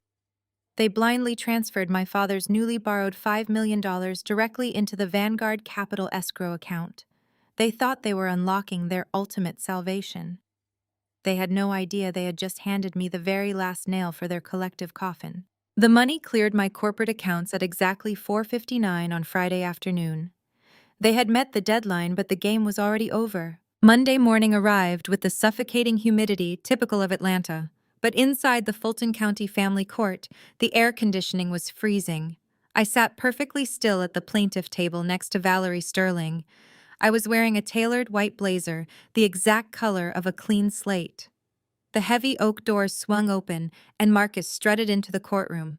He was wearing a fresh bespoke navy suit, a silk tie, and a diamond watch he absolutely could not afford. Chloe trailed closely behind him, clutching his arm and deliberately pushing her pregnant belly forward. Marcus looked entirely too pleased with himself. He believed that the $5 million my parents had foolishly borrowed against their estate had saved his life.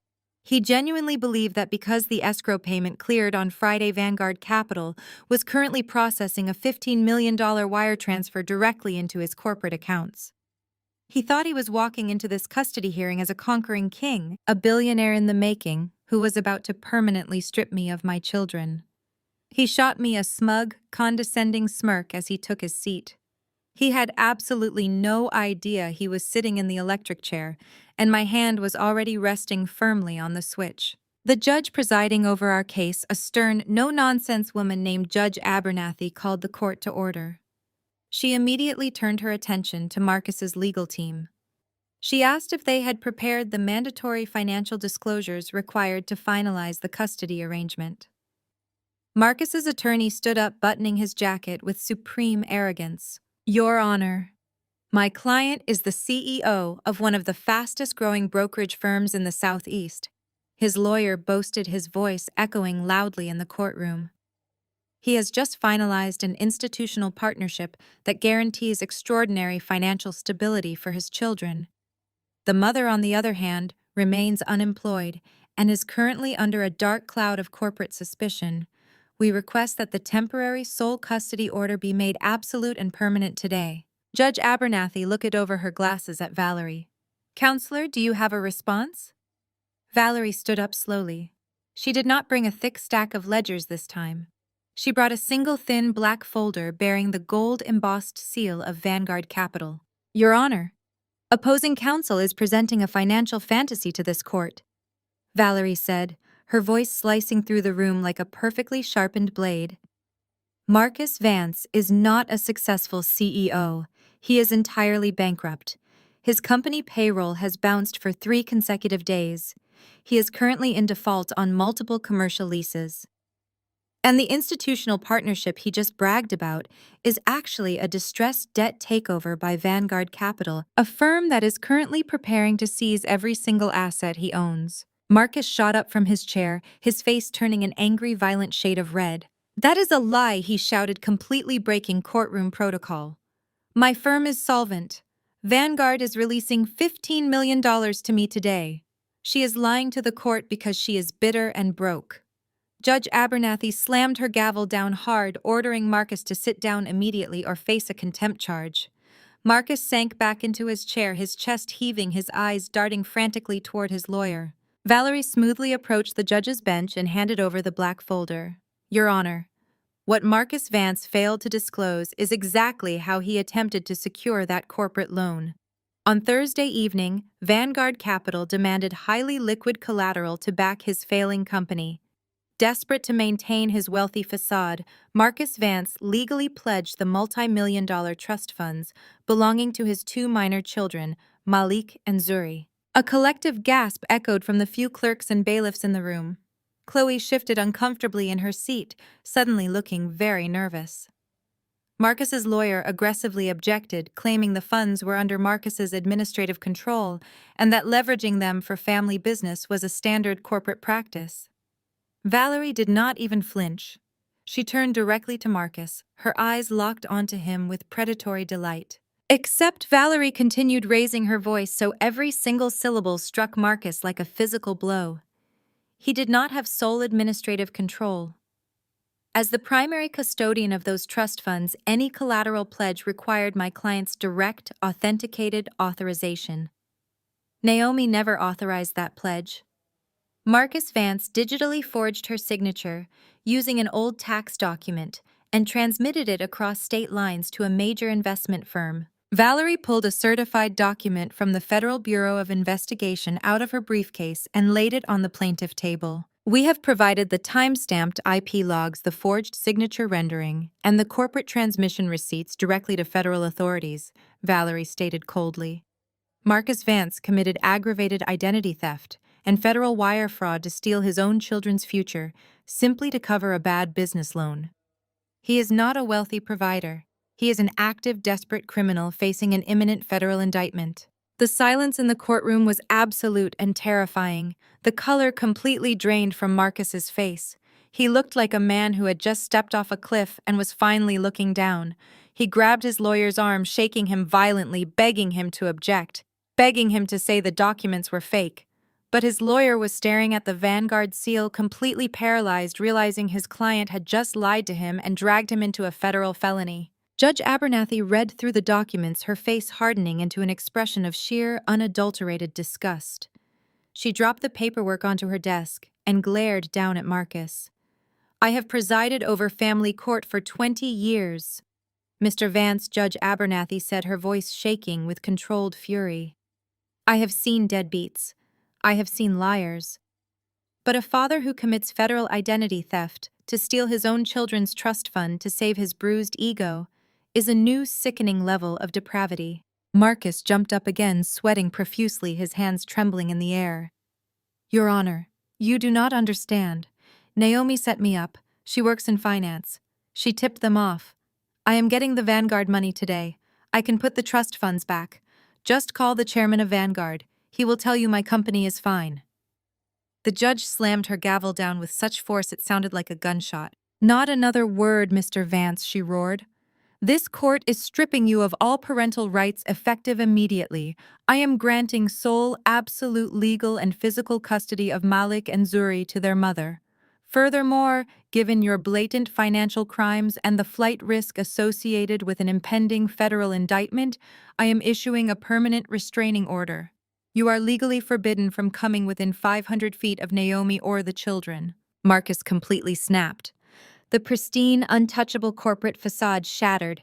He lunged away from his table, pointing a shaking finger directly at me, screaming at the top of his lungs.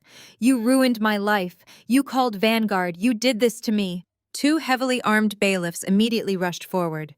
They grabbed Marcus by the shoulders, twisting his arms behind his back as he thrashed and screamed like a wild animal. Chloe jumped up, shrieking in horror, clutching her pregnant belly as she watched the man she stole get physically restrained by law enforcement in the middle of a courtroom. They dragged Marcus backward toward the heavy wooden doors, his expensive loafers scraping against the floor, his screams echoing down the marble hallway until the doors slammed shut behind him. I stood up, adjusting the lapels of my white blazer. I looked over at Chloe, who was standing alone at the defendant's table, trembling and sobbing in her tight maternity dress. I did not say a single word to her. I simply picked up my purse, thanked Valerie, and walked out the side door to go pick up my children. I retrieved Malik and Zuri from the school an hour later, holding them so tightly my arms ached. I brought them straight to my luxury penthouse, showing them their beautiful new bedrooms overlooking the city. They were safe. They were secure. And Marcus could never legally touch them again. But the absolute peak of my family's supreme toxic delusion was yet to come. Marcus had been publicly humiliated in court. He had lost his children, and he was terrified of the impending federal investigation. But instead of hiring a criminal defense attorney, his massive, fragile ego demanded that he prove to the entire high society of Atlanta that he was still untouchable. He desperately needed to project wealth to keep his remaining investors from fleeing. Chloe, equally delusional and desperate to validate stealing my husband, convinced Marcus that throwing the most extravagant event in the city would save their reputation. They decided to host a massive multi-million-dollar super wedding and project launch party at the most exclusive golf and country club in the state. They were going to use the last remaining drops of their credit to throw a party they fundamentally could not afford. That afternoon, I received a thick gold-embossed envelope delivered directly to the Vanguard Capital headquarters. It was an exclusive VIP invitation to Marcus and Chloe's wedding. They had sent it to the chairman of Vanguard, desperately hoping the mysterious billionaire would show up and publicly validate their social standing. Inside the envelope, clipped to the back of the invitation, was a handwritten note from Chloe, deliberately mailed to my old address and forwarded to my office. It read, "I am inviting you so you can finally see what true happiness and real wealth looks like. The chairman of Vanguard is coming. Do not bother showing up if you are just going to cry." I sat in my penthouse office looking at the invitation. I traced the gold foil lettering with my finger, a slow, lethal smile spreading across my face. They wanted the chairman of Vanguard to attend their wedding. They wanted the ultimate symbol of corporate power to walk through those doors and bless their stolen life. I picked up my phone and called Julian. I told him to cancel all my meetings for the weekend. I told him to hire the best private security detail in Atlanta, and I told him to prepare the final foreclosure documents for my parents' estate and Marcus's corporate holdings. I was going to give them exactly what they asked for. The chairman was going to attend the wedding, and she was bringing a gift they would never, ever forget. Marcus had been stripped of his children. He was legally barred from coming within 500 feet of my presence. He was facing a massive federal indictment for wire fraud and aggravated identity theft. Any rational human being would have spent their remaining time liquidating whatever assets they had left to hire the best criminal defense attorney in the state. But Marcus and Chloe were not rational. They were entirely consumed by their own supreme toxic arrogance. They were so deeply addicted to the illusion of wealth and high society validation that they genuinely believed they could bluff their way out of total destruction. They doubled down on their delusion. Marcus was absolutely convinced that because his initial $5 million penalty payment had cleared the escrow account on Friday, Vanguard Capital was still legally obligated to release the $15 million corporate lifeline. He ignored the stark reality that he had committed federal bank fraud to secure that loan. He ignored the fact that his company payroll was still bouncing. He convinced Chloe that the custody loss was merely a temporary setback, a minor glitch in his grand billionaire master plan. Chloe, intoxicated by the stolen diamonds on her wrist and the prospect of ruling Atlanta's social scene as Marcus's new wife, swallowed his lies without a drop of hesitation. She desperately needed to prove to everyone, especially to me, that stealing her sister's husband was the ultimate victory. So they decided to throw a wedding, not just a quiet, intimate ceremony, but a massive multi-million-dollar super wedding designed to project untouchable wealth and absolute dominance. They booked the Piedmont Heights Country Club, the most historically exclusive, obscenely expensive golf club in all of Atlanta. It was a venue that typically required a 2-year waiting list and a rigorous board approval process just to step foot on the pristine green lawns. Marcus used the very last drops of his rapidly evaporating corporate credit to secure the booking, promising the event coordinators that a massive corporate wire transfer was imminent. He was literally spending money that did not exist to throw a party he fundamentally could not afford. My parents, Pastor Thomas and Vivian, were completely on board. My father had just secretly mortgaged the family estate to secure that $5 million payment. He was desperate to see Marcus succeed, desperate to ensure the church donation materialized, and desperate to prove that cutting me out of the family was a brilliant, profitable move. My mother spent the entire week bragging to her social circle about Chloe's upcoming nuptials, completely omitting the fact that the groom was currently under a federal investigation for stealing from his own children. They were building a magnificent glittering castle on a foundation of pure gasoline, completely unaware that I was already holding the match. The depth of their audacity was revealed when I arrived at my office in the Vanguard Capital penthouse on Wednesday morning. My secretary handed me a stack of mail that had been vetted by security. At the top of the pile was a thick, heavy cream-colored envelope sealed with gold wax. It was an official VIP invitation to the wedding of Marcus Vance and Chloe.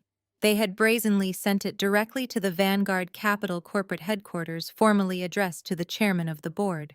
Marcus was desperately trying to lure the mysterious billionaire out of the shadows. He believed that if the chairman of Vanguard attended his wedding, it would signal to the entire Atlanta financial sector that his brokerage firm was fully backed and entirely solvent. It was a pathetic, transparent PR stunt designed to save his crumbling empire. But Chloe could not resist the urge to twist the knife.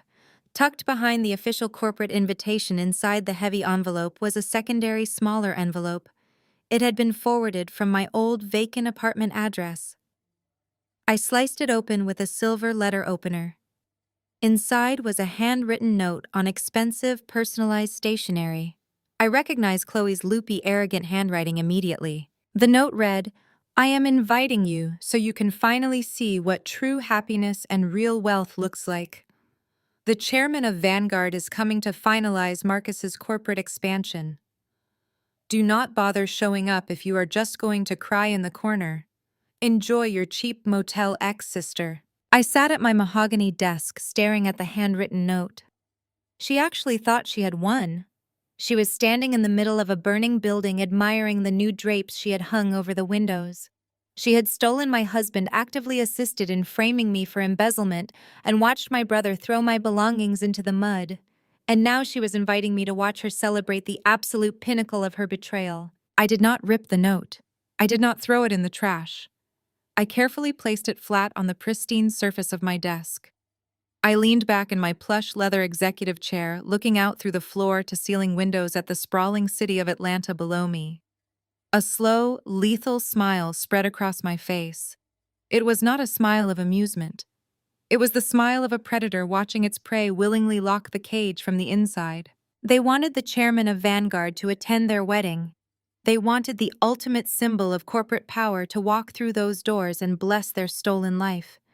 They wanted to humiliate me one last time in front of the entire high society elite.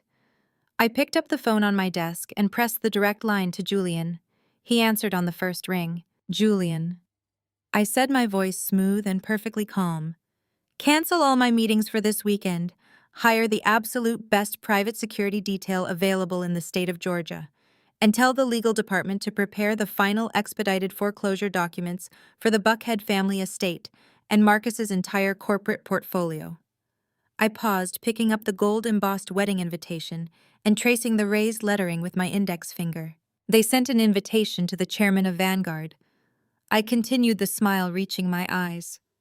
"The chairman is going to attend, and she is bringing a wedding gift they will never, ever forget." The Piedmont Heights Country Club was a grotesque display of stolen wealth and blinding arrogance. Marcus and Chloe had spared absolutely no expense, utilizing the very last fragments of fraudulent credit to transform the historic grand ballroom into a lavish, overflowing spectacle of false prosperity.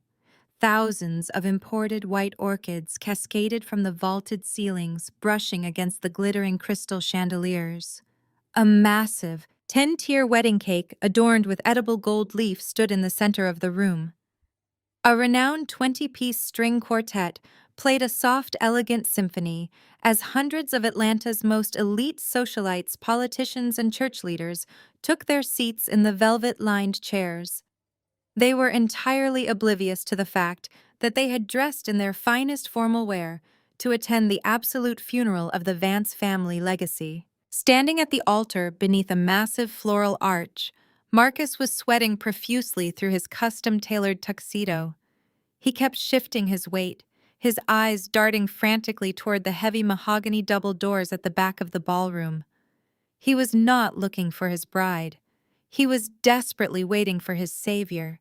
He truly believed that the chairman of Vanguard Capital was going to walk through those doors at any second, shake his hand in front of the entire city, and legitimize the massive $15 million wire transfer that would save him from federal prison. My parents, Pastor Thomas and Vivian, were sitting in the front row reserved for the family of the bride.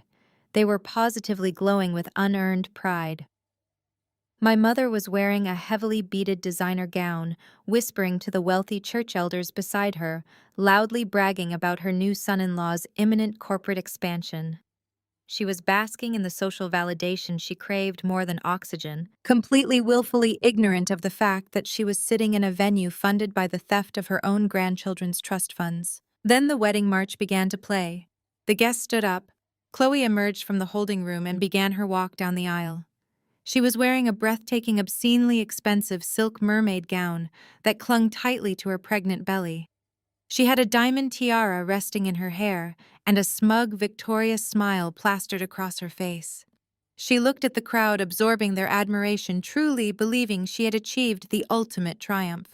She had stolen my husband, she had taken my house, and now she was about to secure a billionaire lifestyle. She reached the altar and took Marcus's trembling hands. The officiant stepped up to the microphone, clearing his throat to begin the ceremony. He did not even get to speak the first syllable. The massive solid oak double doors at the back of the ballroom did not just open. They were violently shoved apart with a deafening echoing crash that reverberated through the entire cavernous room. The heavy wood slammed against the marble walls. The string quartet instantly stopped playing. A harsh, shocking silence fell over the hundreds of guests. Everyone turned around in their seats expecting to see a late arrival. Instead, a synchronized team of 6 massive private security contractors, all dressed in immaculate tactical black suits, marched directly through the threshold. They moved with terrifying military precision, immediately fanning out and forcefully clearing the center aisle. They physically pushed aside the startled ushers and blocked the venue staff from interfering. Then I walked through the doors.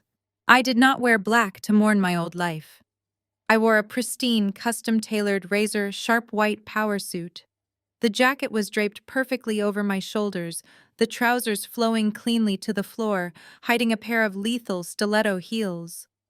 I wore no jewelry except for my favorite luxury watch. I did not need diamonds to project wealth. The absolute unshakable authority radiating from my posture commanded the entire room. I walked slowly, deliberately down the center of the white silk runner, my heels clicking methodically against the marble floor. The whispers erupted immediately, spreading through the rows of elite guests like wildfire. People pointed, murmured, and gasped.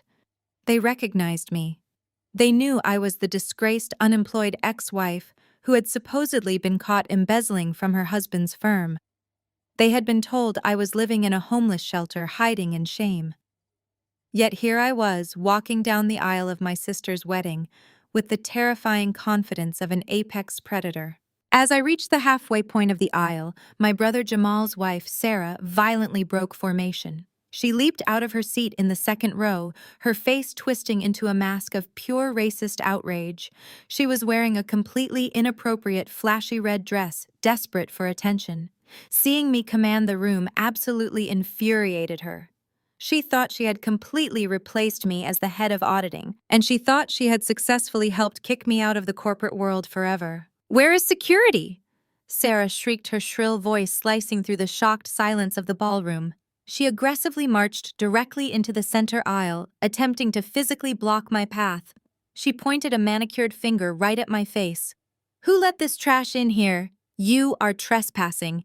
Get out of here right now before I have you arrested. You pathetic broke failure." I did not stop walking. I did not even blink. I kept my eyes locked dead ahead on Marcus. Before Sarah could take another step toward me, Davis, the towering, ruthless chief corporate counsel of Vanguard Capital, stepped smoothly out from behind my security detail. He placed his massive hand firmly, squarely in the center of Sarah's chest and shoved her backward with forceful, uncompromising authority.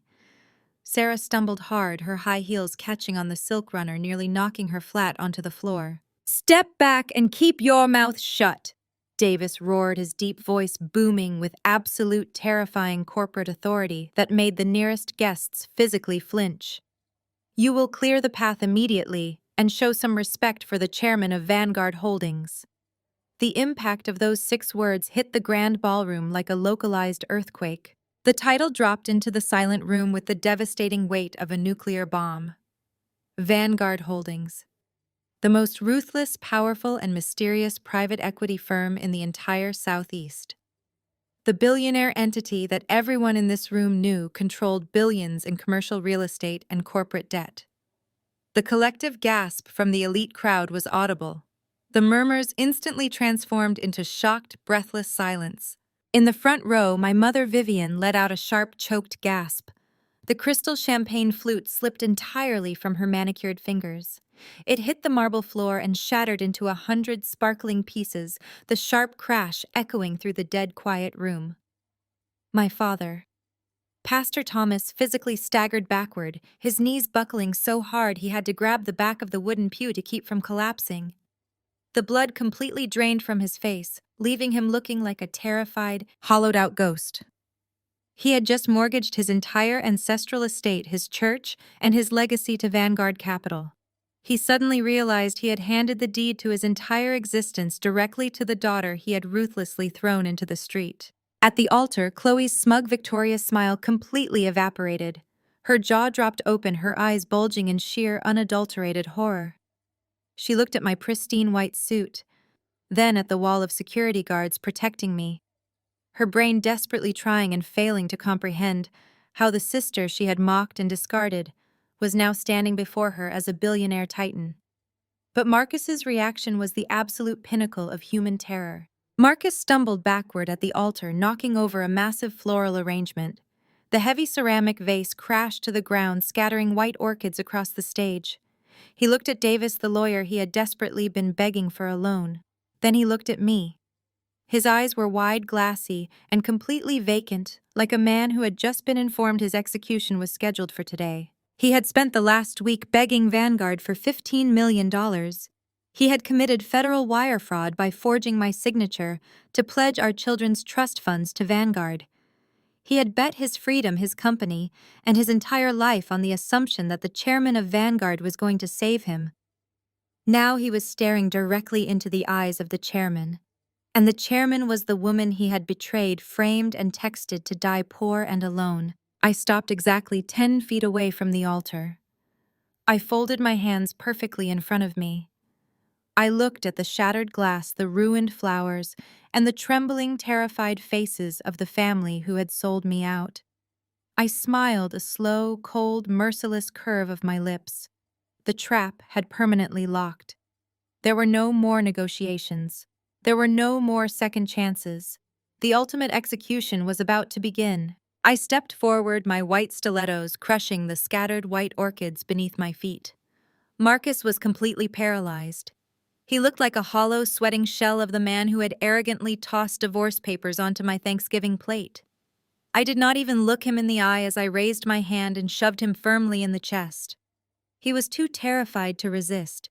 He stumbled backward, tripping over the heavy, expensive fabric of Chloe's ridiculous wedding gown, and nearly fell completely off the altar platform. I reached out and grabbed the microphone directly from the gilded stand. The feedback whined sharply through the massive ballroom speakers, a high-pitched screech that made the wealthy guests physically wince and cover their ears. I tapped the microphone twice.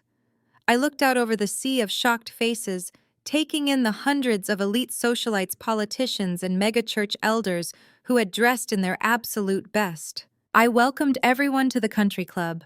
I thanked them all for taking time out of their busy schedules to attend the final bankruptcy proceedings of the Vance family legacy, which had been very cleverly disguised as a wedding. A collective horrified gasp echoed through the grand ballroom. The whispers erupted into a frantic buzzing sound, but I quickly raised my hand demanding absolute silence. I had the floor, and I was not going to waste a single second. I shifted my gaze to the second row, locking eyes directly with my brother Jamal and his arrogant white wife Sarah. Sarah was still trembling from being shoved by my corporate counsel. Her flashy red dress looked entirely out of place as she tried to hide behind Jamal. I spoke directly to her, letting my voice boom through the massive sound system so every single person in the room could hear her humiliation. I asked Sarah if she remembered the iced latte she was sipping when she proudly sat in my custom leather chair. I asked if she remembered telling me there was no room for failures in her new auditing department. I smiled a cold, razor-sharp expression that made her physically shrink into her seat. I informed her that she was absolutely right about one thing: there was no room for failures. I announced to the entire ballroom that at exactly 8 o'clock this morning, Vanguard Capital officially and legally seized Marcus's entire brokerage firm. The glass doors she had strutted through yesterday were currently padlocked shut by federal receivers. She was not just fired, she was completely financially radioactive, carrying the legal liability of a fraudulent company on her resume for the rest of her life. Sarah let out a loud, pathetic sob, burying her face in her hands, as the wealthy guests sitting next to her actively leaned away in disgust. Jamal jumped up, his face twisted in panic, demanding to know what I was talking about. I did not let him breathe. I turned my lethal focus entirely onto my brother. This was the man who had thrown my children's precious belongings into a muddy puddle just to protect his fancy Rolex and his pathetic ties to Marcus. I told Jamal that his blind loyalty to a sinking ship had just cost him his entire existence. I revealed to the room that the emergency cash loan Jamal had taken out to pump into Marcus's failing business expansion was backed by his own residential deed. I slowly lifted my arm and checked my luxury watch. I informed my brother that the county sheriff was currently standing on his meticulously manicured front porch. At exactly 5 o'clock this evening, his house would be officially foreclosed, padlocked, and seized by the bank. They were completely homeless. Jamal's mouth dropped wide open. He looked desperately at Marcus for help, but Marcus was cowering behind the floral arch, entirely unable to save himself, let alone his brother-in-law. Sarah began weeping hysterically, her dreams of dominating the Atlanta high society completely vaporized in front of her eyes. But I was not finished. The true architects of my destruction were sitting right in the front row. I stepped down from the altar platform, my heels clicking sharply against the marble floor, as I walked directly up to the front pew. My mother Vivian was shaking so violently that the jewels on her designer gown were rattling. My father, Pastor Thomas, was clutching his chest, his breathing shallow and erratic, as the church elders, sitting directly behind him, began whispering furiously. I held the microphone close to my mouth, standing over the parents who had sold me out for social clout. I looked down at Vivian and asked her if she remembered telling me to know my place. I asked my father if he remembered telling me to walk away from my marriage quietly, just so he could secure a fake $2 million church donation. I let my voice drop into a commanding, lethal register that sent chills through the entire congregation. I told them that knowing my place is exactly what led me to Vanguard Capital. I turned slightly to address the church elders and the wealthy donors sitting behind my parents. I decided it was time to expose the massive, unforgivable secret my father had buried to save his fragile ego. I announced clearly and deliberately that Pastor Thomas had secretly taken out a hard-money second mortgage on the historic Buckhead family estate. He had leveraged the very roof over his family's head with a predatory lender just to bail out a fraudulent businessman who was actively sleeping with two of his daughters. The church elders gasped loudly in unison, absolute horror washing over their faces. I looked directly into my father's terrified, watering eyes and delivered the fatal, crushing blow. I told him that Vanguard Capital had quietly purchased that secondary debt. Because Marcus had catastrophically defaulted on his corporate obligations and committed federal bank fraud, the cross-default clause on my father's loan was fully and permanently triggered. I turned my gaze to my mother, the woman who had cared more about what her country club friends thought than the safety of her own grandchildren. I told Vivian that the ancestral home she worshipped more than her own flesh and blood was completely gone. Vanguard owned it. I informed them that they had exactly 72 hours to pack whatever they could fit into the trunks of their cars before my private security team physically removed them from the premises. My mother let out a guttural, agonizing wail. She reached out with trembling hands trying to grab the fabric of my white suit, but my security guards instantly stepped forward, blocking her from touching me. She collapsed back into the wooden pew, weeping uncontrollably as the reality of her absolute ruin crushed the breath out of her lungs. My father buried his face in his hands, completely broken, knowing his reputation in the church and the community was permanently, irreversibly obliterated. They had willingly sacrificed their loyal, hardworking daughter for the illusion of limitless wealth. And now they had absolutely nothing. The pristine, untouched respectability they had spent their entire lives cultivating was completely shredded into a million unsalvageable pieces. I stood over them, feeling no pity, no remorse, and no hesitation. They had built their own coffins. I was simply the one hammering in the final nails. I turned my back on the front pew, leaving my weeping parents and my financially ruined brother to drown in the absolute reality of their consequences. The grand ballroom of the Piedmont Heights Country Club was so profoundly silent that you could hear the soft rustling of the imported silk drapes against the floor-to-ceiling windows. Hundreds of Atlanta's most elite socialites, politicians, and megachurch board members were completely paralyzed in their velvet chairs, holding their collective breath. I shifted my gaze forward, locking my eyes entirely onto the two people trembling at the altar. Chloe was clutching her extravagant diamond-encrusted wedding gown, her knuckles turning stark white.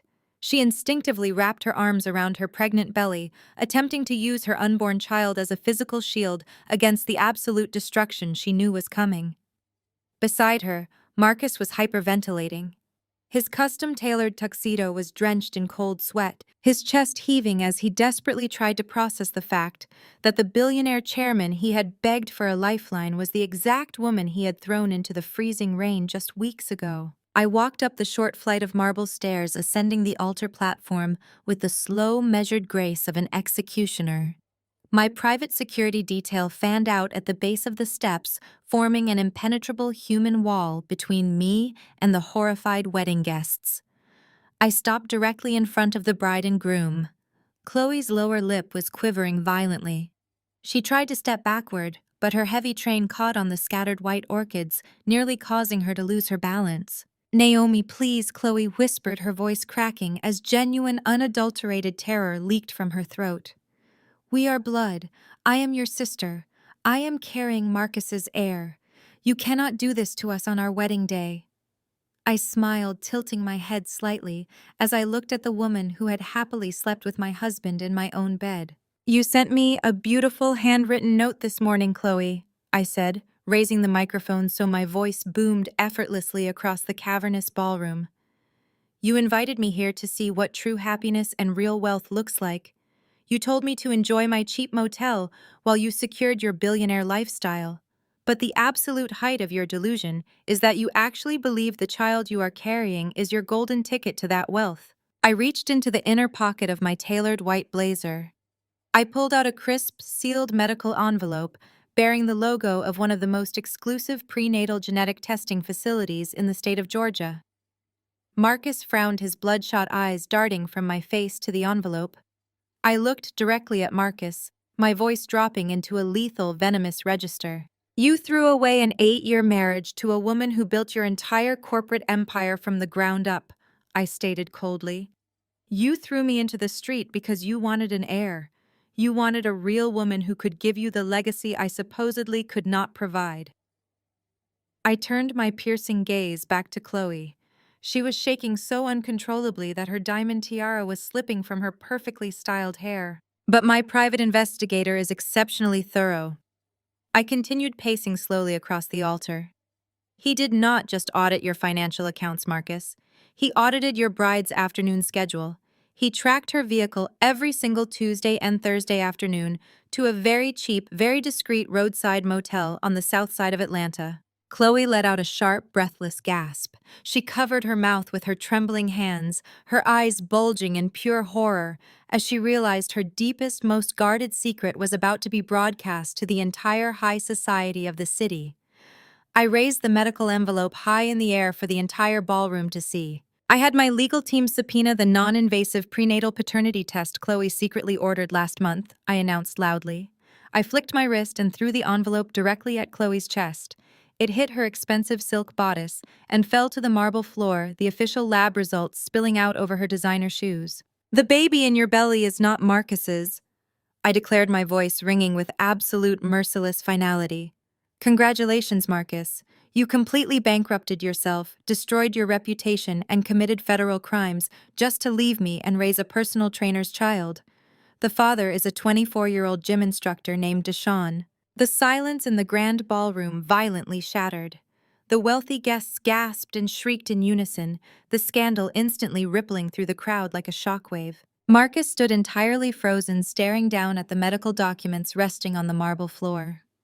He slowly bent down, his hands shaking violently as he picked up the official lab report. He read the bold, undeniable print, declaring a 0% probability of paternity. His eyes widened, scanning the words over and over again as the sheer humiliating reality of his existence completely crushed his fragile ego.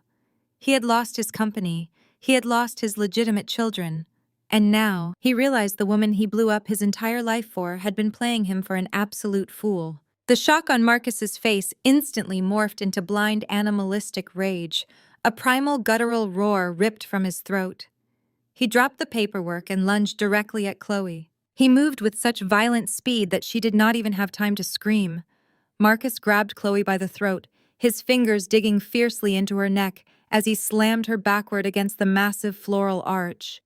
The heavy wooden structure groaned and tipped backward, sending hundreds of white orchids in crystal vases crashing violently onto the stage. Chloe choked and thrashed desperately, clawing at his hands, her pristine white wedding dress tearing as she fought for air. The ballroom erupted into sheer pandemonium. Women screamed in absolute terror. The church elders in the front row scrambled backward, knocking over wooden pews in their desperate attempt to get away from the violence. Before Marcus could completely crush her windpipe, Davis and two of my massive tactical security guards sprang into action. They leaped onto the altar platform, tackling Marcus from the side. They hit him with the force of a freight train, tearing him away from Chloe and slamming him face first into the hard marble floor. The sickening crack of his nose hitting the stone echoed over the screaming crowd.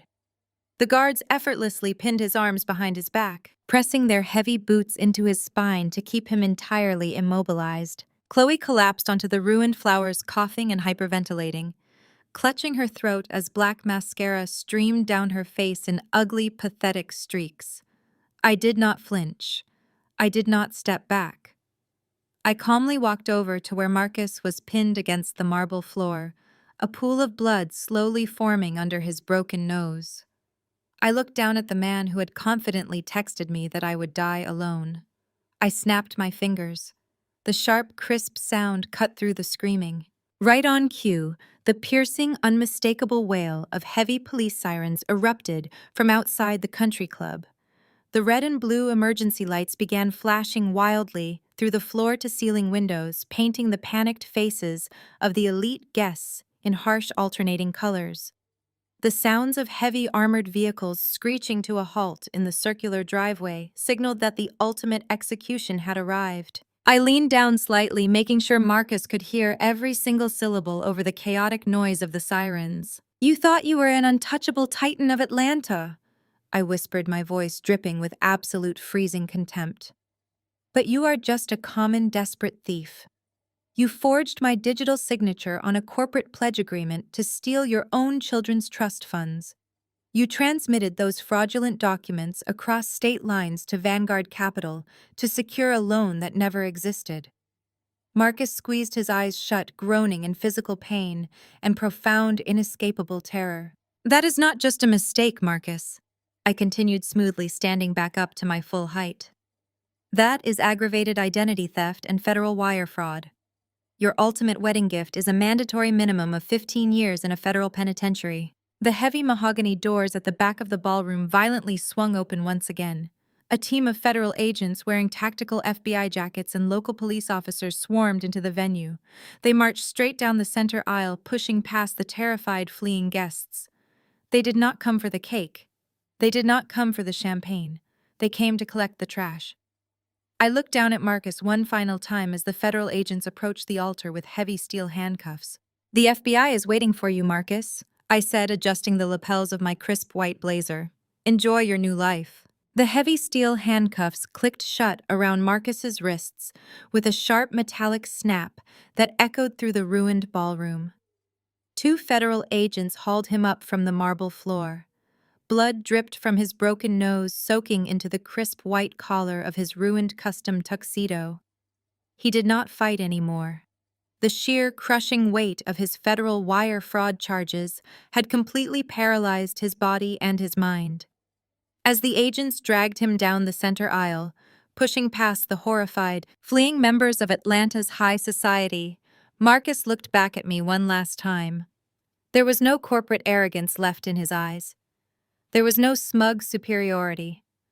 There was only the hollow, terrified realization that he was going to spend the next 15 years of his life rotting in a federal prison cell, stripped of his wealth, his title, and his dignity.